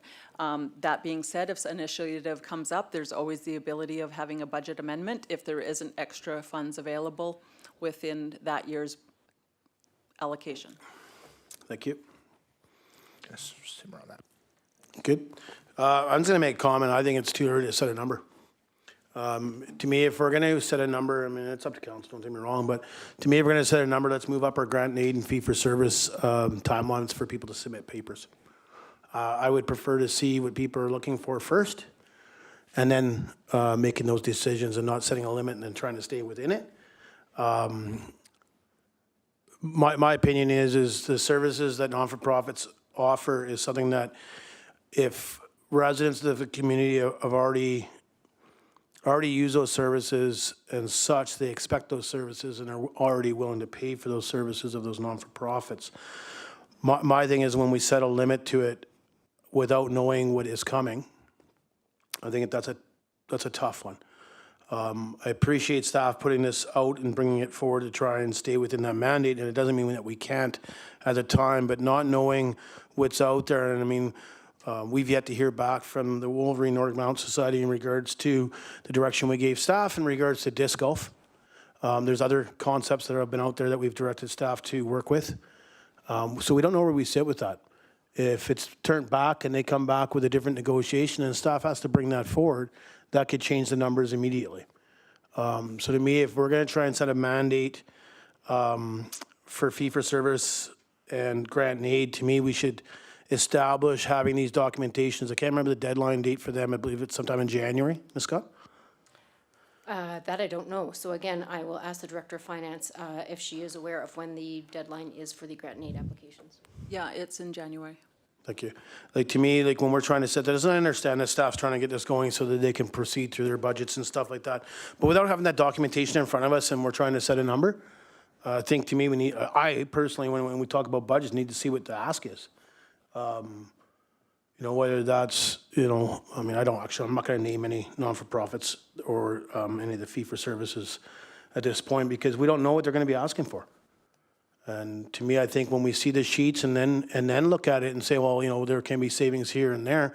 When you set a mandate, I think when it comes forward and all of a sudden the mandate's been reached with maybe some of the ones we've already seen or such, and all of a sudden, if council prepared to say no, that's definitely up to council. But I think the concern I see is not seeing that documentation in front of me to make the decision. I got Councillor Hoffman and Councillor Norberry. Thank you, Mayor. And actually, thank you for your comments. I mean, I had a lot of trouble with this one with the fluctuation with numbers and trying to lock this down.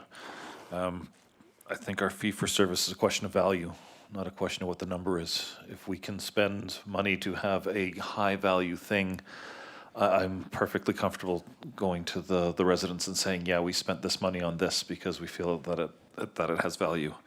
And to say today that we're limiting it to 508,000, which, given the numbers, I can understand why you came to those by more than one way, in fact, with my own math. But until I see what's out there, I can't vote for a strict number. Appreciate why you want it, but it's. I will say no when the time comes, which is not to the fee-for-service ask, but I can't do it in advance. Thank you. Thank you. I got Councillor Norberry and Councillor Dussault. Thank you, Mayor Kakalka. You put my thoughts into words, appreciate that. And I prefer merit-based budgeting for grant and aids and fee-for-service versus a financially focused one, because we would be doing a disservice, because you never know what that value-added component we could get during this process. So, and I can appreciate some people want bottom line dollars. Some people just want to see value for their tax money. And if we're not getting that value for them and we're just focused on one side of the coin versus both, I think we're doing ourselves a disservice. Thank you. Thank you. I got Councillor Dussault, Councillor Julick, and then myself. Thank you, Mayor. Yeah, I do agree with your comments of having numbers in front of us first. So thank you for that. Councillor Julick, then myself, then Councillor Noxana. I'm more comfortable with having the number before we go in, and the reason for that is we had a hard time discussing last year where we were gonna sit. We made a decision no to one group, and then they wrote a letter back and thought that they should have another kick at the cat, and so we looked at that again, and that changed, and we went back and forth in that meeting, because we didn't have a number. I think that the number brought here is reasonable. I think as we look at what we struggled with last year, we're at 483,161 for this year and at 47,073. Both of the amounts that staff brought back are higher than those amounts. I think it has gotten easier for folks in town to come to council than to look at funds. When you look at a lot of the underutilized grant funding that's out there, I think that it's absolutely simpler to come to council, and I can appreciate that for our nonprofits.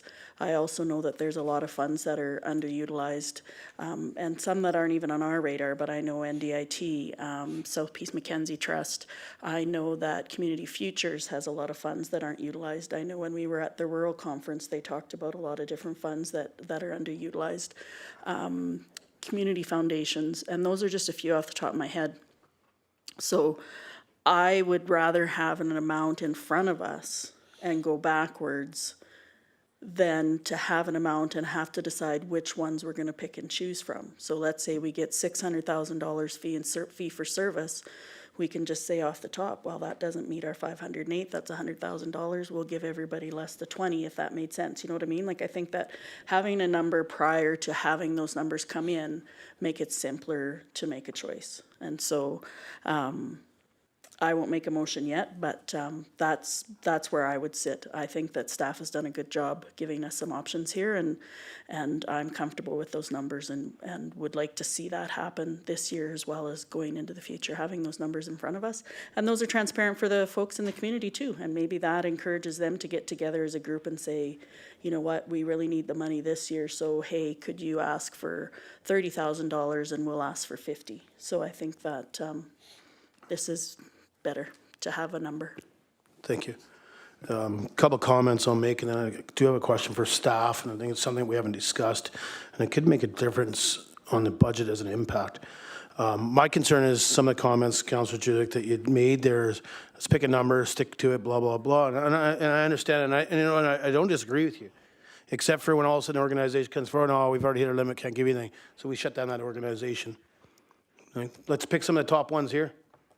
You know, I mean, there's some pretty important and prominent non-for-profits that the DTR semi-funds and such. I look at last year's budget when we were doing, like allowing certain groups money to keep ice in and such like that. We didn't even blink an eye. But when council sets a number here, we're gonna follow it. Again, to me, I don't know what's coming, and I would prefer, you know, if we move up the request letters that have to come in for grant and aid and fee for services, but before, and maybe this year we won't be able to, just the way it's set, and maybe we can, I don't know, staff would have to tell me if we can change those dates. But the other thing is maybe we need to reestablish our grant and aid paperwork as well as our fee for service, just to confirm if they've applied for grants elsewhere, as you've mentioned, and such. And again, do we spend a bunch of staff time to say, geez, you know, this would actually fit under the South Mackenzie Trust, or this would fit under there, and you know, maybe that's the information council gets and they're able to debate whether we would support it or not, because there is actually something that is a funding model out there, whether that's Community Futures, like you mentioned, NDIT, or the South Mackenzie Trust. My question to staff will be, whether you know it or not, if not, I'm fine waiting. I don't want to do a recess so we can get the information later. I would like to know what our tax increase will be this year with Canoe Coal coming online with Quintet operation. It is no longer going to be an idle mine site. It is going to be an active mine site. My understanding at this time is now October 7th. My understanding is Wolverine will not be coming offline. It'll be classified as an active mine site. what does that do to our tax rate for income? So we have just been in conversation with BC Assessment today, who was unaware that Quintet had been permitted and was now active, and they were going to start reviewing it. So BC Assessment is unable to give us those figures at this time of what we would be looking at. Okay, when Quintet was operational and was an active mine site, there would be a dollar figure attached to that for taxation. Do we know what the number was? I do not. Does our Director of Finance, are you aware of what that number was? We went back and looked, we were unable to find that number. We went back several years, but it wasn't within our system. Okay, good enough, thank you. And then the other question I would have, and I know I've mentioned it to our CEO, and whether we've had time to establish it or find that number, but there is a Site C legacy amount. Do we know what that amount is once the dam has been filled? So again, we've looked into that. We've been informed it will not, we will not see revenue for that for 2025. But again, the Director of Finance was looking more in depth into that and can maybe provide additional information. It's, we are looking into, there's supposedly an agreement signed by the District of Tupelo Ridge in 2013. So I'm trying to track that one down. But it's been confirmed that, yes, 2026 would be the soonest that the district would be seeing funds from that. Okay. My understanding, I've seen the agreement. If you want to contact the PRRD, I believe it states something different in the agreement. But it would be through the PRRD. They have the agreement, Sean Dolan.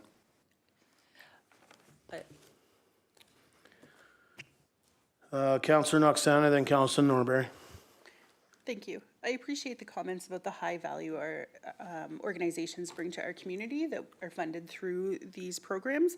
But I think we, as this table, also need to think of the amount of value we're able to fund. With really high increases in taxes last year, we're hoping to mitigate this year. So balancing both of these, if we have a number in mind, it doesn't even have to be a concrete number. I think that it gives us a very clear picture when we're going forward and looking at these applications, because there's some amazing things that our organizations put on, and we'd love to fund them all, but realistically, we can't. We are taxing all the dollars that go into these programs, and there has to be other avenues to fund some of them. NDIT is once again undersubscribed for the Northeast region, and it has been every single year I've sat on that board. So would that fund all of them? No, but I do think it means that some of our organizations aren't reaching out for funding that they could be getting elsewhere.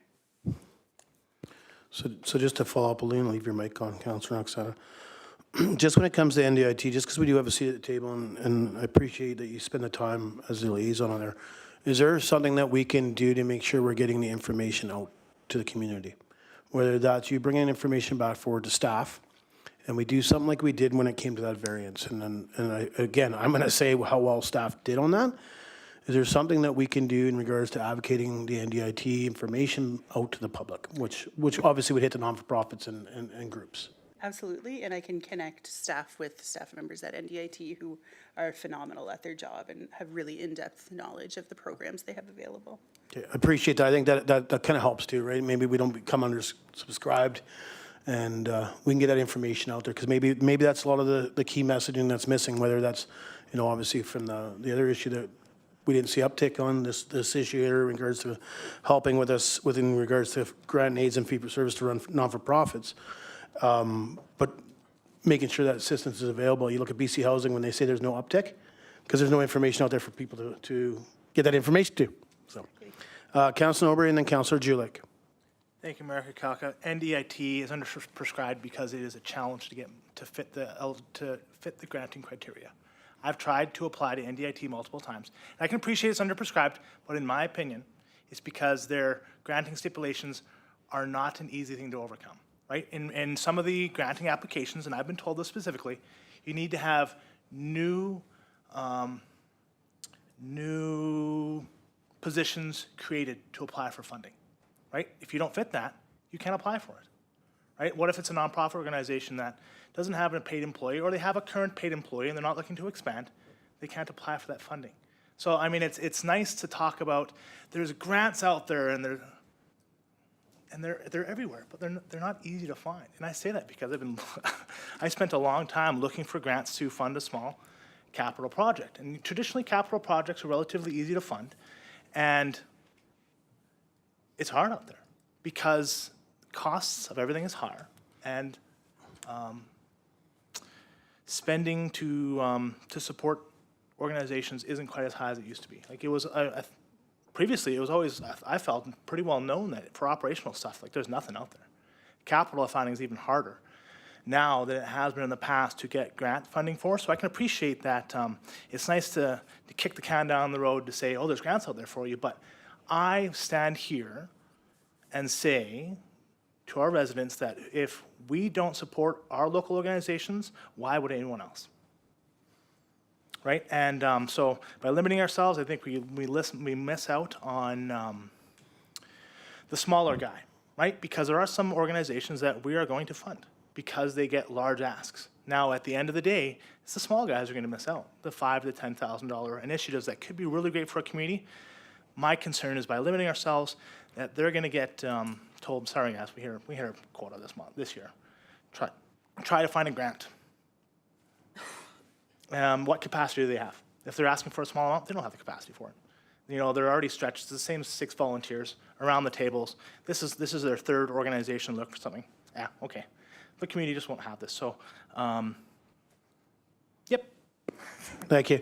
And you know, before I go to Councilor Jilek, and, you know, I understand other people applied for grants and stuff and kicking the can down the hallway, whatever you want to call it.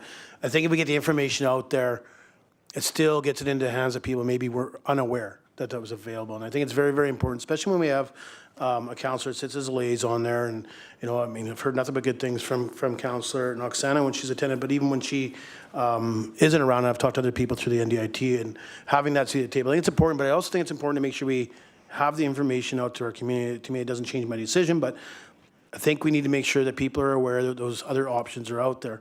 I believe the other thing that we need to also make sure that people are aware that option is out there, that we do have grant writers that have been hired by the municipality that has been covered by the NDIT.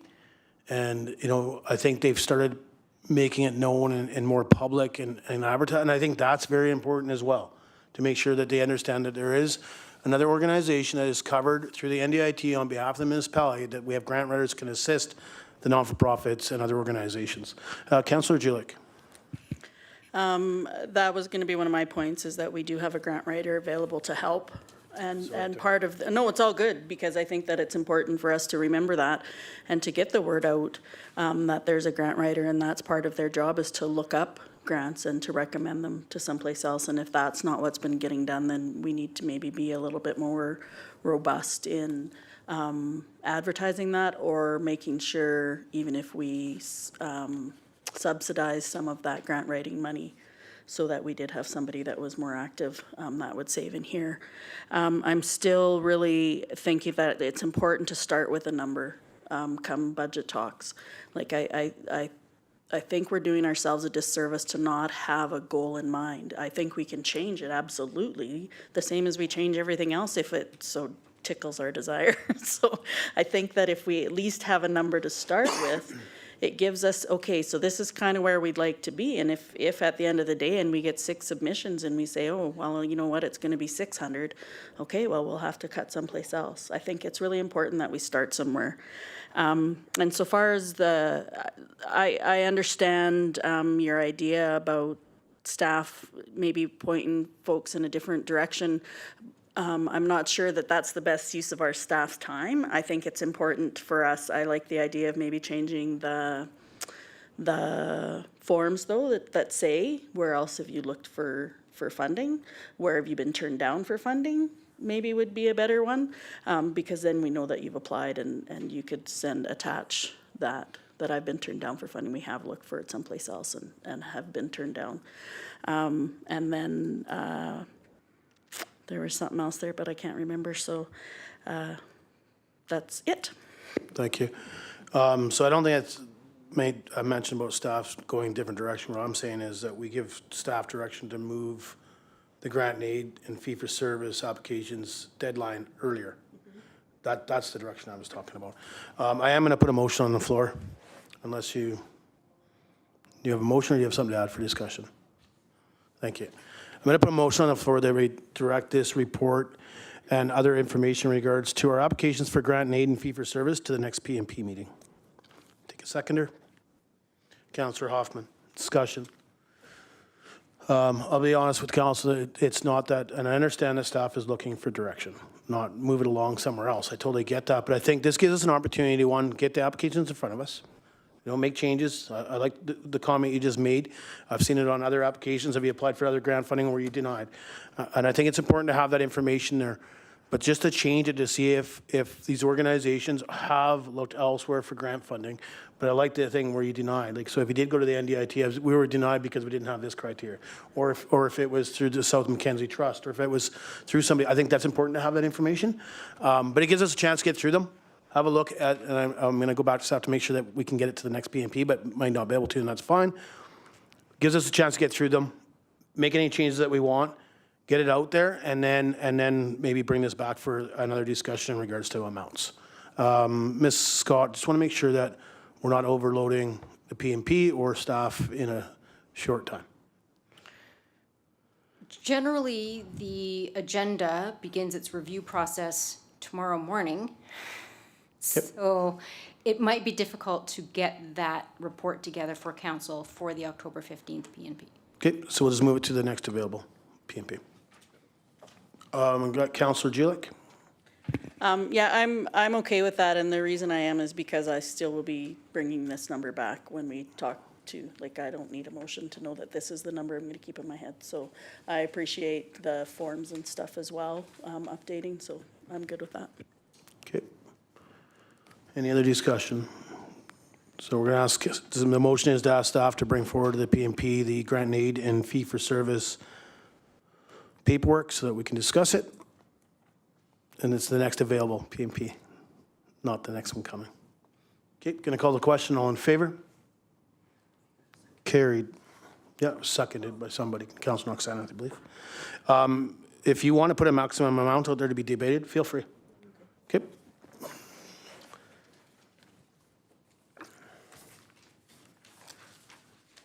Okay, council initiatives and capital projects for 2025 and 2026. Report dated October 8th, 2024 from the Chief Financial Officer regarding council initiatives and capital projects for 2025 and 2026.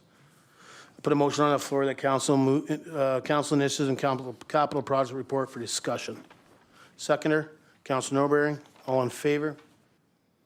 Carried. Just a couple of questions. I only have, because I believe I had this conversation last year at the budget time. So I see the proposed 2024 and 2025 council initiated projects. Some of that information I think is missing. Staff was given direction to look into Modi in regards to the walking path. Don't see anything in the information section here. So they were supposed to make sure that we had the right-of-way available. So I don't see that here. I'm not saying it hasn't been done, but I think we're missing that information to be able to, and I'm not saying I want to see it added until we knew that we had that information, because we might not have been able to have the access via Modi. When it came to Flatbed Falls parking lot expansion, again, it was talked about who owns it.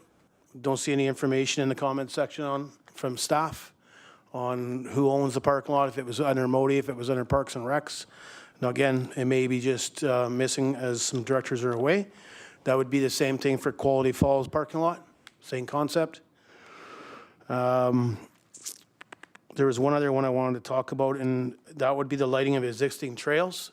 My understanding is a conversation we had at UBCM in 2023 was that there was a process that was available to the municipality to apply for. I know staff have been working through that process.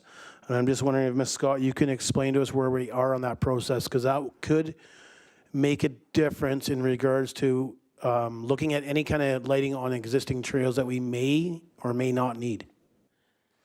When we are looking at lighting on Monkman Way, there's a difference between the lighting along Mackenzie and the lighting along Monkman Way, because on Monkman Way, all of the hydro poles are on the other side of the street from where the trail is.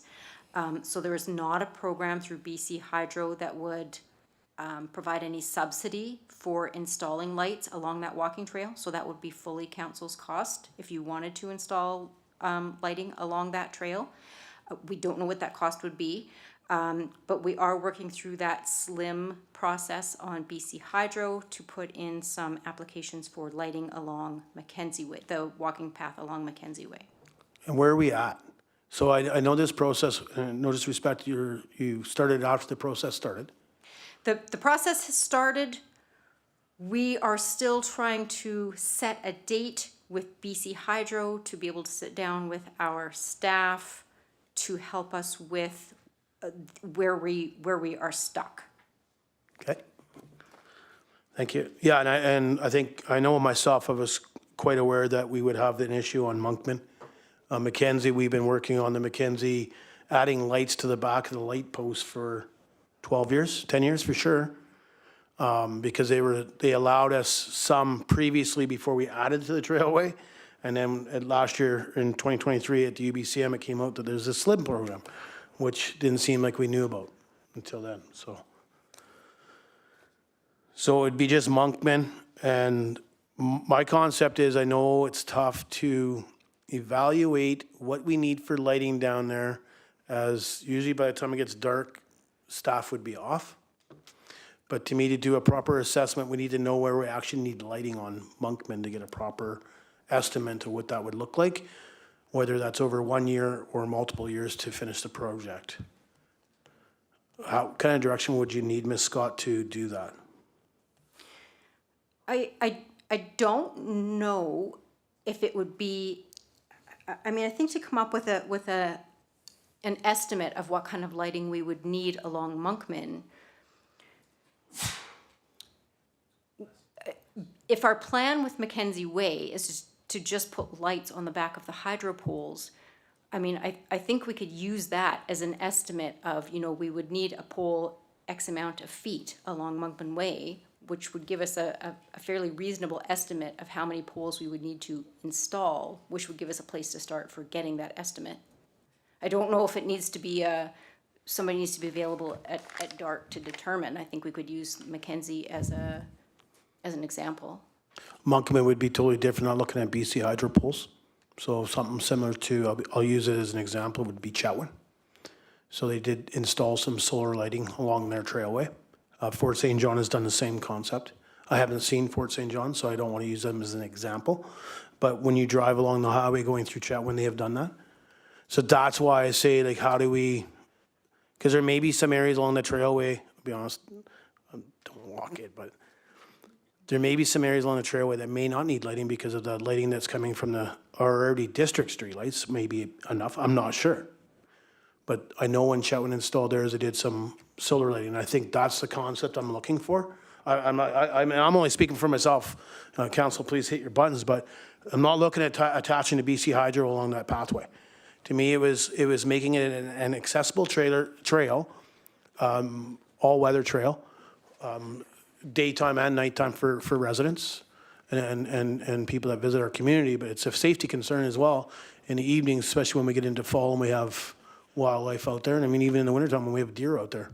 Yeah, no, I didn't mean that we would install hydro poles. I just meant we could use the distance between the poles on Mackenzie as an estimate for the distance between the poles we would want to put in on Monkman.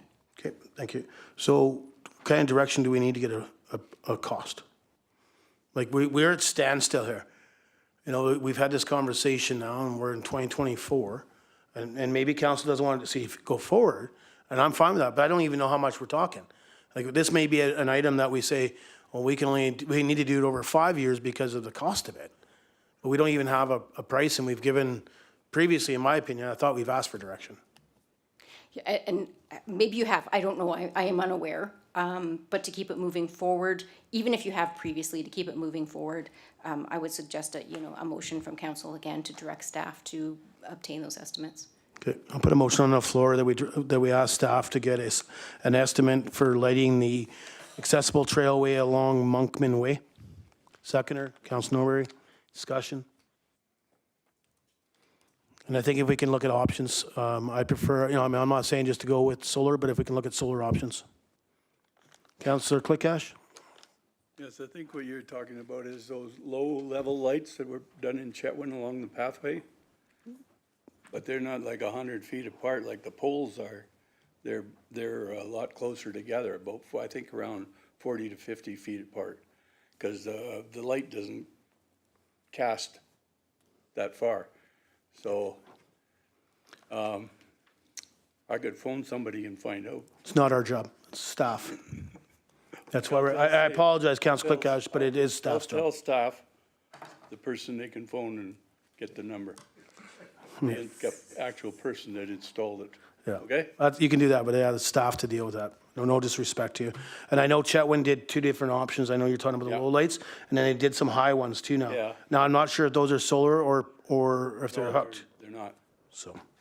But yeah, I appreciate that you can get the information, but we'll leave it to staff. Any other discussion? Councillor Norbury? Thank you, Mayor Kiyaka. I support the motion of the few things that we were looking at. Like, that was one of the top priorities for me to look at, because it's something we've been talking about. Safety, all these things. How many things are safety focused? That's one. So fully support it. Also fully supportive of Councillor Clickash volunteering to take on this project for free. That's totally fine as well. Nope, no motion there. Councillor Julik? I got looking into, like, we're done with the lights now, yes? No, we're not. Oh, all right. We're still discussing, the motion's still on the floor. Okay. Any more discussion in regards to the motion on lights to get an estimate? Call the question, all in favor? Carried. Councillor Julik. One of the priorities I'd like to kick around the room, if I may, housing for our medical professionals. We've talked about, we talk about it a lot, but we don't actually make any movement. I know that I've talked to Mayor Kakauka in the past, and it's a big ask, except that I think if we want to continue to see the staffing levels stay where they are, that it's something that we need to look at. We have Baltry's House in Dawson Creek for our residents. The other two communities do provide some housing specific for doctors. We don't, we have one apartment, and we're still working on policy for that. Part of the reason I bring it up now is with Canuma Coal buying out Peace River Coal, and I know that that's not a completely done deal, that there's processes. But I feel like there could possibly be some homes there that we could talk to them about as well, that maybe we purchase one or something. I don't know what that looks like, but I think it's something that we get on our radar as we look at medical professionals. When I look at our strategic priorities chart, and we have DTR options, and I'm not quite sure what that is, but when I looked at that, that's what I thought of for our doctors and nurses, that we have some professional housing. Yeah, appreciate your comments. I know there is something in the works. I don't know. I think it just needs to, there is a company in town that is working through a process right now that I'm well aware of. I've been contacted last week in regards to it. If we can just let that play itself out, I don't know when it can be announced, and I don't want to be ahead of it. I think we just need to give it some time. But when you make these comments in regards to that, I would also ask staff, careful here what I say now. There is some documentation that we are still enclosed about in regards to medical professionals and professionals in general. If we can access that and bring it back into a close to update this council. I think I've mentioned this more than once to ask, and no disrespect, you weren't here at the time, but it was asked of our intern CEO to bring this back into a close to give this council an update. And I can talk to you after the meeting on the information, but if we can get into a closed, and I'm pretty sure council's aware I've asked for this before. I'm pretty sure it was a budget season in last year. So if we can get that in front of council too, but there is something in the works that I'm aware of, and I think we just gotta let it play out. Sorry to circle around it, but I mean, I think we gotta allow the organizations to work through their process and then come forward to council. Councillor Julik? Yeah, I'm good with that. Yeah, it sounds like maybe before, doesn't matter, I'm thinking. Maybe I need to talk to you a little bit before on some of these things. The other thing then that I would like to bring forward is it hasn't come up, and we talk about further down, there's a downtown strategy. I would like to say that part of that downtown strategy should include our own public works department. I look at our shop and see that the outside of it for sure needs some beautification happening there, and I'm not sure that that would be something Public Works would bring forward. I would like to see it as part of ours, like that would be an initiative that I would support. I know that it doesn't seem like a super important thing, but I feel like you want to have some pride when you go to work every day, and when the paint's peeling on your building, that sometimes is a little bit tougher. And I feel like it would be a low cost, high return item, so. Yeah, so my understanding, I'm going to Ms. Scott, but my understanding is staff will be bringing this forward. It's been brought forward multiple times to previous councils about the updating of certain buildings, windows and such, and there was some background information, I believe, that staff and council had talked about, and it went back out, and I don't believe we received the information back, but it was just that. But there was other, it's not just about throwing some paint on the building, there were some other things that had to happen there. So maybe staff just needs to circle back, and it was brought forward by staff. So staff does bring that forward. It's under their assets. So I think we just give staff an opportunity, especially with Ms. Scott being new. If we can maybe just relook at that, there is background information for that, but maybe we can circle that back in a senior meeting and get it back in front of you, because I don't disagree with you. Okay. I have a couple other things that are on the list from previous years, and one of it is the QR codes in progress with the new Public Works Assessment Management software. Do we know where we're at? With asset management in general, way behind. No, I'm talking the QR code concept of, if you see it, say something for people to comment. Yeah, so we're definitely not there yet. The Director of Finance, myself, and another staff member did meet with Marmac, who is the software provider for our asset management last week, to really get a grasp on what that software can do, how we can use it, and part of that conversation was about the QR codes. So we aren't there yet, but that is something that was part of the discussion last week to renew the prioritization of it. Perfect. Thank you. At least it's an update, and appreciate it. Councilor Norbury? Thank you, Mayor Kakalka. To expand on that, the QR code, see something, say something, wasn't just asset management. It was a public feedback system to allow for input from the public or visitors. You know, there's, trash overrun over here. Scan a little QR code by the area, and they could submit input to the district. Like that's the way I saw it as well. Not just asset management, but it's a report an issue. Now that can be as simple or as expansive as we want, but it's not just an asset management tool. Thanks. Yeah, I think, and it does say that in the project description about areas of the town to provide information so people can report any issues. So I'm assuming that we're aware of it, and that's still the holdup? Yeah, so it would still be that Marmac software that would still run that QR code program for us. Okay. And I understand that we put it with Public Works, but previously it was with ECDev. This was with an ECDev, now it's at Public Works. But this was an ECDev scenarios. See something, say something. So I understand it got moved, and obviously senior staff discuss and they move it around for whatever reason they see fit. But if we could just make sure everybody's looped in, I thought this was something that previous council brought forward because we'd seen it elsewhere and how important it could be used as a tool. Whether it's the garbage cans are full or whatever, we've seen it as an important tool, and we've seen other communities using it, but we also seen it at FCM. A lot of the QR codes were being used for entering the draws. And that's how the draws were done, by randomization for the picking. Is where I've seen it being used quite a bit, was in Calgary. So I think that's why it comes up. And if we can just look at that process and, pardon me, maybe we can just get an update of maybe what kind of time we're looking at, a time frame. If, and I understand, like, don't get me wrong, I understand staff's busy, and I'm not trying to push on one item over another, but if, just even a timeline, so council kind of has an idea of where we're looking, I would think that would help council. Yeah, okay. I got one more, oh, I'll wait. Councilor, do you like? This I guess would be an initiative. I wonder how we can get our town a bit more involved in our budget process, if we can possibly do some advertising, like we did for the temporary use permit. I feel sometimes that I'm up here making decisions, and would really appreciate getting letters in like we did for the temporary use permit.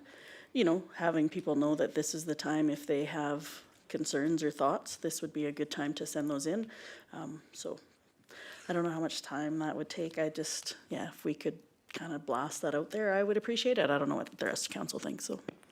Yeah, you can advertise it if you like. No, you can if you like. I'll be honest, previously to me ever being on council, it was when Don McPherson, Mike Casely, Rob McKay, and those individuals were on council.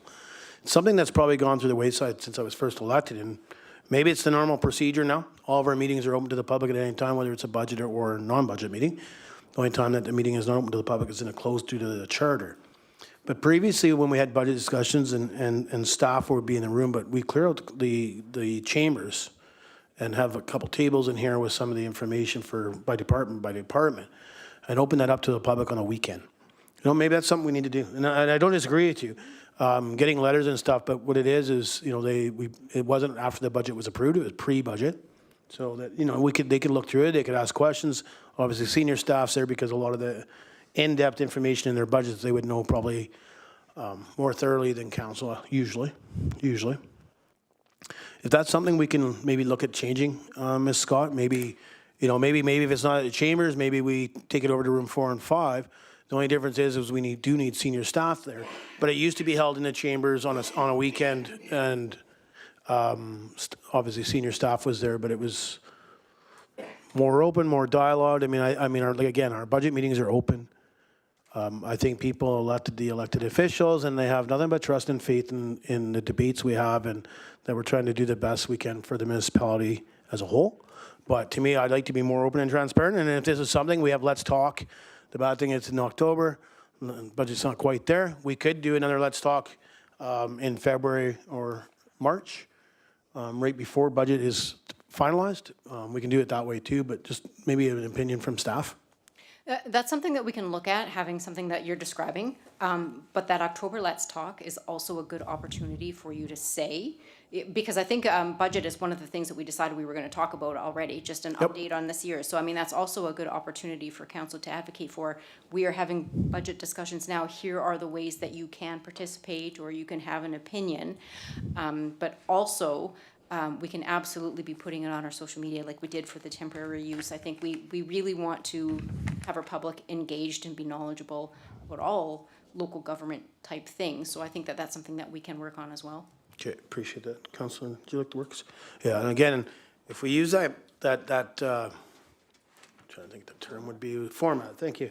The format like we use, different format, I would suggest, but something similar. Like it was such a clean, precise look. It attracted your eyeballs. I mean, I'm not much of a social media guy, but it popped. I'm not sure how council felt, but I heard that from residents as well. Popped right out to them as they scrolled through multiple different ads as what it's been used as. Councilor Julik. I had a ton of, well, I say a ton. I had a lot of people give feedback that Ms. Scott's presentation at her first Let's Talk, they were really impressed with just having that presentation there. So something similar to that, put all the weight on her or Ms. Weiner. Just saying, like, I understand what you're saying, the presentation, and that's great. And I think we have some amazing staff that would be able to supplement that in an open forum as well. So thanks for that. I appreciate the ideas because I think they'll both work. Agreed. Okay, the only thing I have left for me, I think, until I hear more debate, and that would be increased youth activity or activities for youth. So I received multiple emails I asked those individuals that emailed me to email the rest of mayor and council. Whether they did or not, I don't know. I also asked them to please feel free to contact staff. And it has to do with the golf course. So my philosophy is we spent a ton of money in 2024 to try to think of things for youth, get youth more involved, get youth more active, add things for youth. I'm really careful what I say here because I may, just gotta be careful.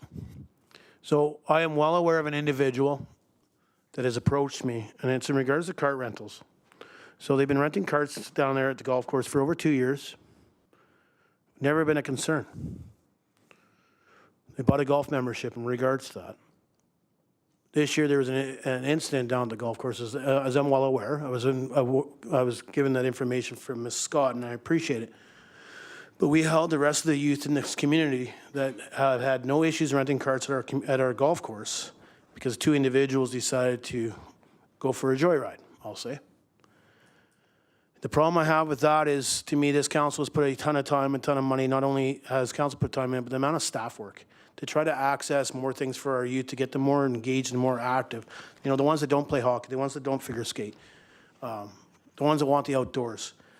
And to hear that we immediately put a clause in play that you had to be of the age of over 19 and have a valid driver's license to rent a golf cart. Well, what happens if I don't have a valid driver's license? That means I'm 52 years old and can't rent a golf cart. I have concerns with that. When I talked to Ms. Scott, my understanding was, and I don't want to put words in her mouth, so if I do, please hit your button, but it's on, so just speak up. But first, it was a knee-jerk response by staff, is the reply I got. My concern is the amount of time, and I understand there's lots of taxation dollars at the golf course when it comes to carts and the infrastructures and all that, but we are isolating youth. So, can't even talk about last night's meeting. So I'm well aware that staff had tried to look at different scenarios and even contacted legal, which kind of frustrates me when I hear it one way and then I hear it a different way on a different issue. My understanding, even if we came out with waivers where the parent or guardian would take on responsibility of the cart, that doesn't do us any good from legal is what they tell us. So I guess if it's not a golf course, but if you can get a letter or information out and they sign a waiver, it works for something else within the municipality. Seems a little weird to me. So my concept here, and not to beat it to death, but I'm going to give direction to staff that we look into a way that we allow a waiver signing for the use and rental of golf carts as long as an adult of the child or the guardian of a child takes on full responsibility of the said cart, and if it is needed, that they put a deposit on the cart. If I can get a seconder. Councillor Hoffman. Discussion. So I'm just going to make a couple comments, and sorry, I know Councillor Duke's going to put her button on. But my thing is I think when we add all this stuff, I think we got to look at the whole picture. And I like I said, I'm unaware if the individuals emailed council. I did mention to them to go ahead and email council. I know they did contact our CAO. Because I thought that was the only way I could do it. I didn't want to bring it forward without it going through staff. And I know staff worked on it behind the scenes because they were getting the complaints in from residents.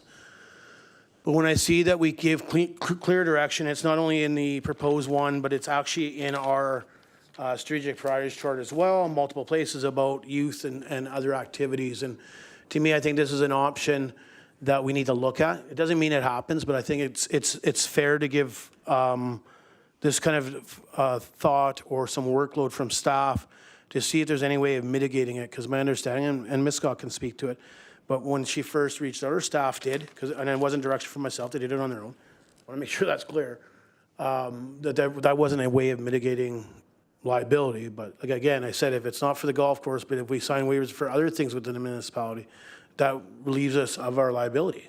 I thought it was weird.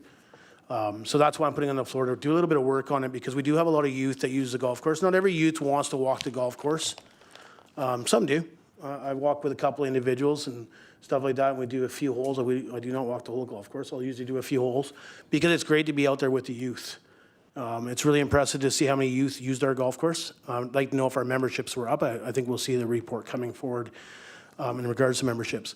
But I also know that after this policy was put into play, that some of our youth actually wrote to the district and asked for refunds.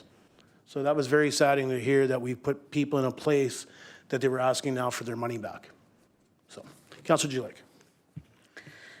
This kind of even goes back to the whole course martial, because for me, that's how that stuff gets stopped, is if we have a regular course martial.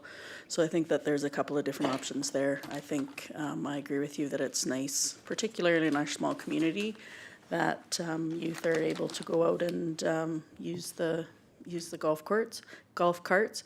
I know that there are adults who misuse them as well, so I would agree.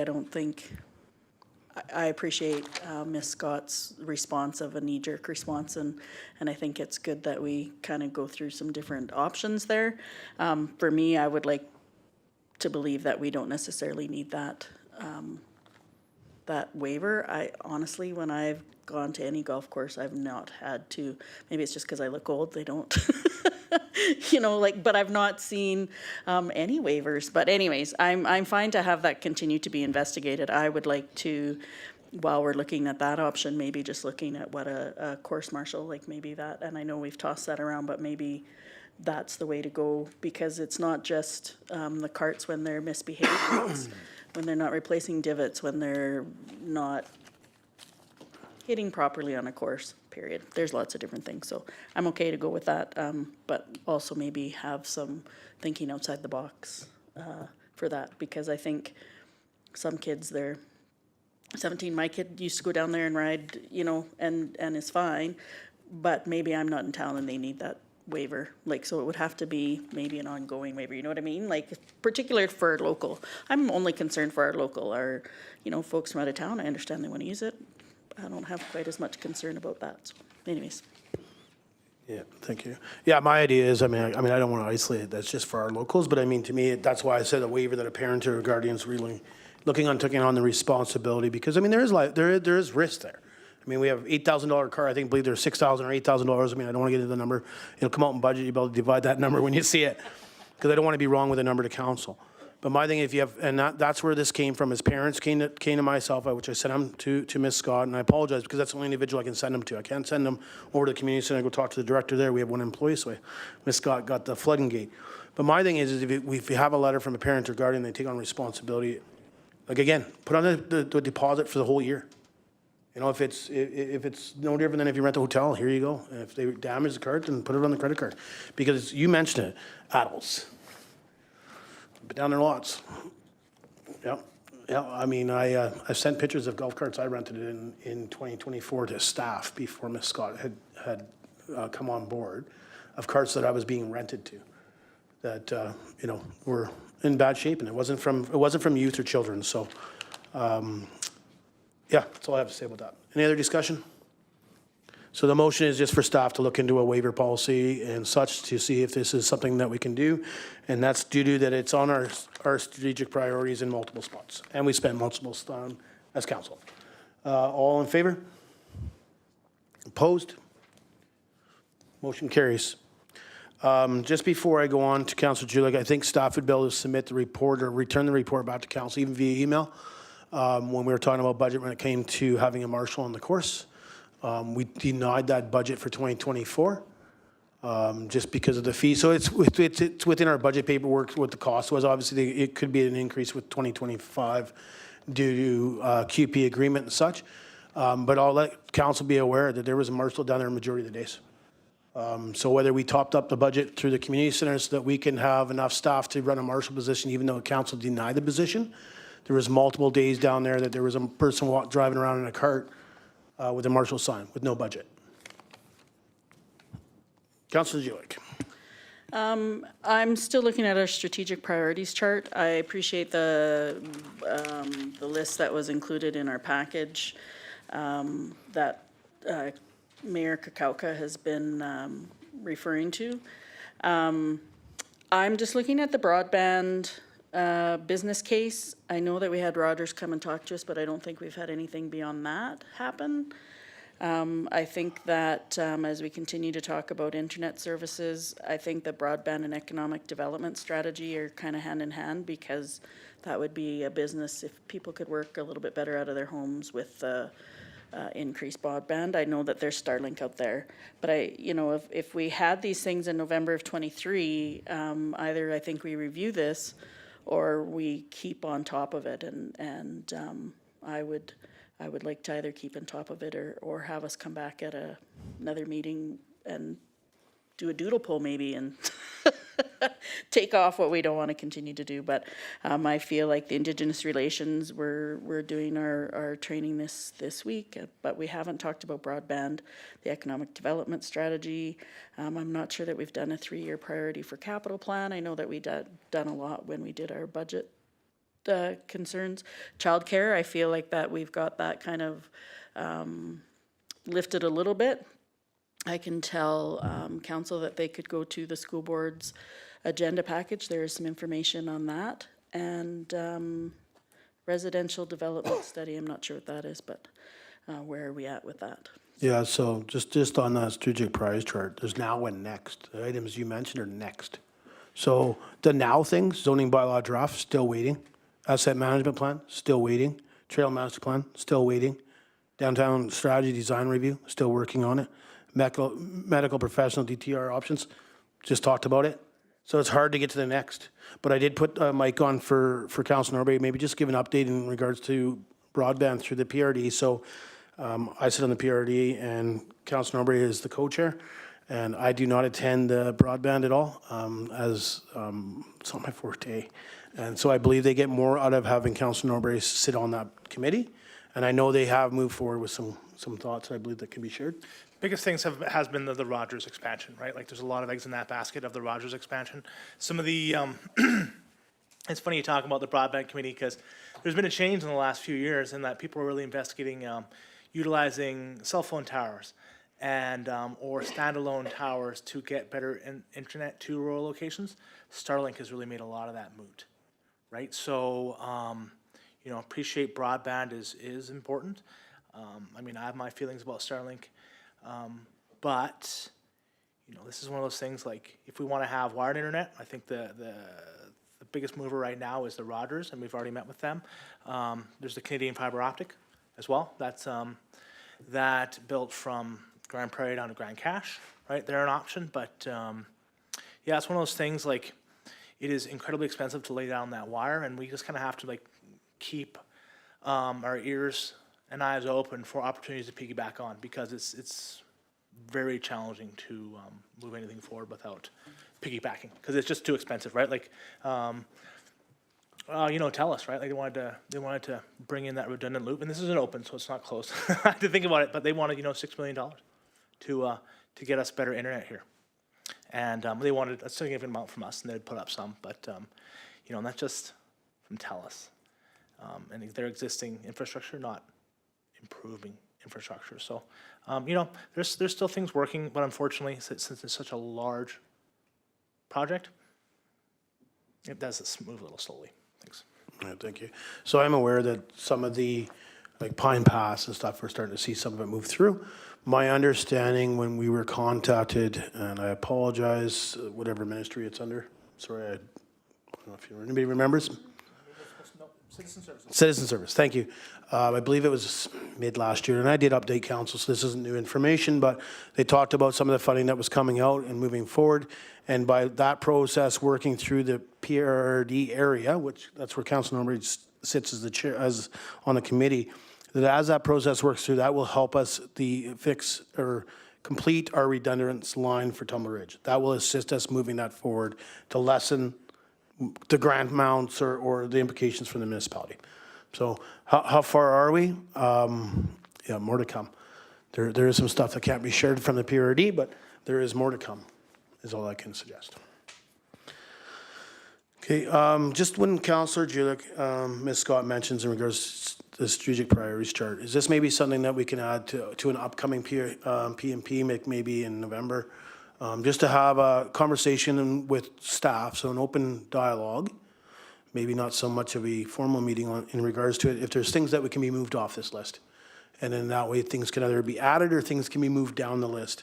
So we talk about some of the things that were on here under certain departments that maybe can come off, and then we can take some of the items under the next and move them into play. Would that be appropriate? Yes, we could do that. Did you need a motion, or would you just automatically bring it? I'll put a motion on the floor. It's easier, I appreciate, just trying to make it easier, but it probably isn't easier. Put a motion on the floor that we ask staff to bring the strategic priorities chart to the November PMP. Councillor Julick is seconding. Discussion? Call the question, all in favor? Carried. Councillor Julick. Okay, so one last question. So does that mean because staff's looking for direction here tonight, so are we asking them to continue with the proposed 24-25 initiated projects that is on this list, or are we taking some off? Or is this something we discuss at P&P? Like, I know you've brought up some of them, like the top, but I'm wondering the ones we haven't talked specifically about. Is there some we want to leave on or some we want to take off? Yeah, so I mean, I think we can talk about anything we want. It was actually not just about this list, but it was about if there's any items council wanted to add. So it's not just from this list, but even add to the list. But, I mentioned the ones there in regards to the walking past the Flatbed Falls, Quality Falls. I mean, to me, the spray park, we're still waiting about a grant, which I know Ms. Scott has had a conversation or has had some emails and discussion with an organization when we were at the UBCM, so I think we just need to work it through it as she just continued it on from Ms. Torval, but I don't know if they've connected fully yet. Youth services, we talked about some of it, arena uses and batting cages, but it says council to give staff direction, so if we don't want that anymore, we can remove it. But some of this stuff is, I believe they're still working on the front desk and stuff like that, if that's what you're asking about. And then economic development is still working through that process on those ones that were approved. My understanding the jump trail it says in progress, but I believe it's complete. I'm not sure if Ms. Scott would know at this point, but I believe the jump trail that was repaired last year and some trails added would be complete, but maybe we should wait till Director of Public Works is around to confirm that. I believe it's complete, but I would prefer to get verification from Public Works. Okay, so just leave that one on there for now. The Premier Trail development, that's something that's still being dealt with. Expansion of the gym facility, there's really no information there. Attached to rec center ideas, I think we're still waiting, and I understand that Councillor Julick mentioned that she'd seen something in the school district's minutes or agenda that council can maybe look at, our staff. And then the disc golf development is still within staff's hands in regards to a negotiation with the Wolverine Nordic Mountain Society. Councillor Julick. It wasn't the gym facility I mentioned, it was childcare. Because we got the Oh, yeah, childcare grant. but yeah, if you read the whole thing, there's development and childcare was part of this when we weren't sure which way to move or go. That's the only reason I mentioned that, because I think that could make a decision once we know more. Councillor Noxena. If we look at the gym expansion and we're still waiting for the childcare center to move, I think that we're delaying something that needs to happen regardless. We don't know if the YMCA actually wants to vacate the space when they have a purpose-built facility. They just spent something like $70,000 doing renovations in that space. So I think it's a bit maybe we're getting ahead of ourselves, assuming we'll get that space back when they have this built. Not to mention their space isn't going to be complete, I think, until 26 is what we heard. So if people want a gym expansion sooner rather than later, we should look at some other options, at least temporary options. With temporary funds? You guys put an estimate in budget, we put a budget down. That's why, I wasn't trying to be funny about it, but, that's why, I get it, it's 2026, and I get we want to expand things, but, to me, we have to have a conversation with YMCA to see what their plans are come 2026, 2027, let's say. But like when you say, oh, let's look at a temporary concept, concerned. Yep, go ahead. My comment is more that we shouldn't just put this off, that oh, the school district is dealing with this, because this is another entity, the YMCA is running this facility. So continuing to put it off is just meaning we're not having an expansion until then. So we need more than just the school district building a center, I think. More conversations need to happen surrounding this Where facility. would you like to see it go? For the gym expansion? I think at the very least, a conversation needs to be had with the YMCA to see what they would like to do with the space when they have the purpose-built facility.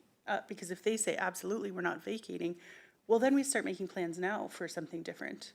If they say, oh yeah, we're out of there as soon as our space gets built, then we have some ideas and we're planning ahead instead of in 26 when they say, heck no, we're not moving out of here. Oh, well, we could have started this process in, 10 years ago. Motion? I am Yeah, motioning staff that we invite continue a conversation with the YMCA about potential for their space when their purpose-built facilities ready. The YMC come in for a delegation. I vote that the YMCA come in for a delegation. There you go. Don't let them manipulate you. Stick with it. I'm not saying that you have to do it that way. That was just an option. If you have it another way that you want just direct staff to have that meeting, that's up to you, but I Yeah, just thought that's maybe fine. you want to have a delegation. Okay. Which one would you like? Delegation? Seconder on the delegation? Councilor Dussault? Any discussion in regards to having the YMC coming in for a delegation? Councilor Julik? I like the idea of staff reaching out to them. It just keeps it more informal.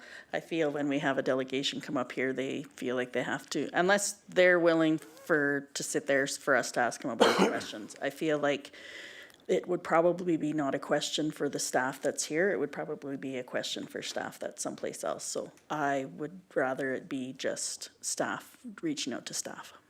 Appreciate your comments. I think it's great to have YMC come in as a delegation. I think it's great to have an update from the YMCA. I mean, we obviously fund in-kind services to the YMCA, so I think it's very, very important that they come in as a delegation, and I think it's a fair question to ask them. I mean, I think it's, even if the staff that come to our meeting can't answer that question, they can understand what we're asking, and I think it's a fair question. That's just my thoughts. Councillor Noxana. Thank you. I think it'd be great to have a conversation with them about their plans in the future, the new build, and just check in how their operations are going. If it's at a P&P meeting, even better. It's a bit more informal. And if there's anything they need from support, or as far as support from the district. Yep, no. Any more discussion? Okay, call the question. All in favor? Carried. Yeah, and my apologies when it came to the gym facility. I just, I guess I assumed. Are there any other items that council can think of that they want to add into a capital item or have staff look at?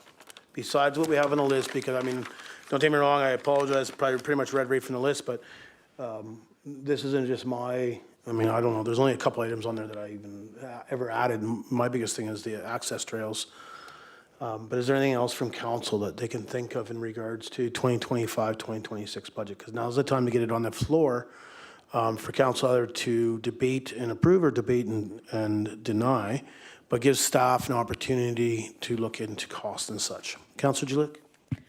If it's not something like, so the capital, like, so this thing here isn't just for council, correct? Each department has their own that comes forward. Yes, staff will be bringing forward capital projects, 100%. Okay. This right here is so I don't believe all the items that we see in front of us are always just ours. It's conversation with staff that come forward as well on this sheet. This isn't all our ideas. It was thrown around and stuff. As staff prepare their report or their budgets, they will be coming forward with capital projects, whether that's for sure sidewalks downtown, asphalt replacement moving forward and stuff like that. But this is like, I guess, what council's initiatives would be wanting. So we see some items on here. If there's anything else that from council's side as initiatives that they would like to see going forward, this is the time to add it so staff can look into it. I don't know that it's an initiative. I guess I would like to make sure that we're on par for the Accessibility Act. I'm assuming that would be something staff would be doing anyways. That was the only other thing that I had written down on my list, other than the other two things that I brought forward, so. Yeah, so the PRRD is working with a few different municipalities, including the District of Tunbridge, on the act. And I know previously it was our intern CEO that sat on the committee, and I'm assuming that whether it's Ms. Scott or another individual from staff that is sitting, working through that with the PRRD. Ms. Scott? Yeah, we still have staff attending those meetings, yeah. Perfect. Thank you. Councillor Clickash and then Councillor Norbury. Yes, I'd like to see that report for the fire hall, and see what it needs there is, and I think that was supposed to come up this year. I know we put a budget to it, so I think we'd have to wait for staff to have that finished and complete and brought before council. But it's been a couple of years now, so. Ms. Scott, do we know where we are on the fire hall assessment? Close to being completed. Close to being complete, so we should see that sometime in 2024? 2025 early? I would estimate we should still see it in 2024. Good.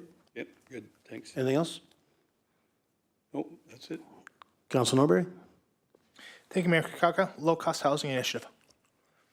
I can appreciate that we, as council, are talking with BC Housing, we're talking with Ministry of Housing, but the answer we keep getting back is, we have money, you gotta formulate a society to get it. And of all the things we have in our community that we need, that we recognize we need, that's not on this list, is something for low-cost housing. So I'll make a motion that we add low-cost housing initiatives to 2024, 2025 council initiative projects. Okay, I'll second that. Discussion? Councillor Gillick? Sorry, not for that, I got something else. Okay, push your button again. I will make a comment, I did mention it last night in councilor's business, that they have reached out. So, I can only, all I can do is promise, so it does say in the email more or less, touch base on the conversation from the UBCM, but also some of the next steps. So I think having it on there, I'll be honest, I had a different way of maybe waiting for that, but I'm fine having it on there because when we hear the next steps, I thought about maybe we need to start involving our Westmore or Soto First Nations to see if they're willing to help and assist in regards to a committee. But starting that process and then we can work through it. I'm going to call the question. All in favor? Carried. Councillor Gillick. As Councillor Norbury brought up, low-cost housing, palliative care came to mind for me. Until we can figure out some nonprofit societies or something to that effect, I think we need to keep palliative care on our radar. There's lots of different pieces to that. I don't know how that would go forward for council. It's more to keep on our radar. It could go on a fuel list. I don't know that it belongs in budget, but kind of the same idea as housing, low-cost housing. Do we still have a society? Do you know? No, ultimately, not really. I don't know that it's been completely dissolved, but that's the way it's going. Sorry, Councillor Clickash? It's gone? Good. Councillor Norbury? Thank you, Mayor Kakaka. And like our role in this could potentially be as simple as advertising to formulate a nonprofit society. Right, so yeah, I'll make a motion that we also include. I don't want to take it from you, Councillor Julick, but at the same time, let's just put it out there, make a motion that we add palliative care to our initiatives. Seconder, Councillor Julick. Any discussion? The only comment I make, the reason I asked if there was a society, because I was going to, I knew, I wasn't sure if they fully dissolved, but maybe it was an opportunity to add a liaison to that society, or see if they would like liaison. But if there's not one there, then I think we have to figure out something else. But this could be something that we join with both as well. I mean, when we had BC Housing actually viable and being used, we actually had palliative care within the same complex. So it can be something that's built when they said. So call the question. All in favor? Opposed? Carried. Okay, are there any other items council wants to add? Capital ideas, capital thoughts? Again, this is your chance to add it for 2025, 2026 budget. Any wishes? Last go with the cat. So again, this is our budget. When I read it, my understanding from staff, they are looking for any kind of council initiatives for a capital project. So, we talk about trailways and such like that. Is there anything else from council? Because as we move through this process, it's going to be very tough to add it for my vote. Councillor Julick? So my question then would be the items that I asked about and we decided we were putting them off. Like, those are things I don't want to have fall off if something doesn't progress with them. Do you explain again? The housing for medical professionals. Yeah, that's, staff has that to bring forward. I'll have a conversation. Okay. Yeah, no, I with just want to Scott make after this sure, because meeting, I had, and there should probably be an update eventually. yeah, that was probably the only one. Councillor Norbury talked about the broadband and we talked about the accessibility. So I just want to make sure that that stays in there. Yep. Okay. All right. There's no other direction needed from us. Obviously, we've talked about everything on here, and we're going to wait for some information to come back because I know some staff are away and we didn't hear back in regards to some of the items in there. So we'll see this, in I just guess a question back to Mrs. Scott. This will come back forward in one of our upcoming budget meetings, especially page 21. Because to me, we're still looking for some information on some of the ones we talked about. Flatbed Falls, Walking Pass, Quality Falls. We don't have the information that we asked staff previously. Yes, this will come back to another council discussion. I don't remember where it sits in the budget timeline that you passed, but maybe the Director of Finance remembers when that comes back to council. Actually, Mayor and Council, this is where we said it, we go do work on the projects and we bring the information back. That being said, we can always come back to the next council meeting or set up an extra budget meeting if we wish to review this and discuss it again before December. So to clarify, December is when it comes back to council for final approval.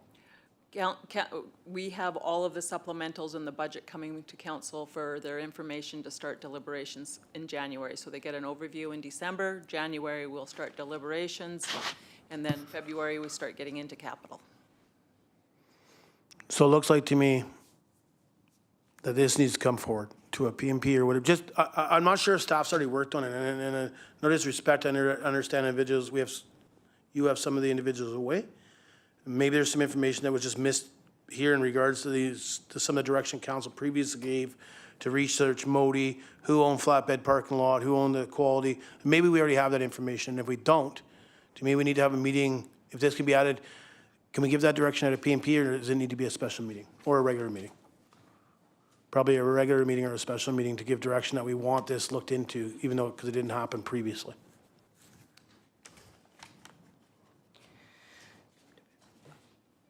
I would say before we give any direction, let me have that discussion with the staff that aren't here to see if that information is there already. Okay. Okay, that's fair enough. Thank you for that. Question and answer period. Was there any emailed questions? No. Thank you. Take adjournment. Councillor Noxana? That the October 8th, 2024 budget council meeting be adjourned. Seconder, Councillor Dussault. All in favor? Carried. Good job.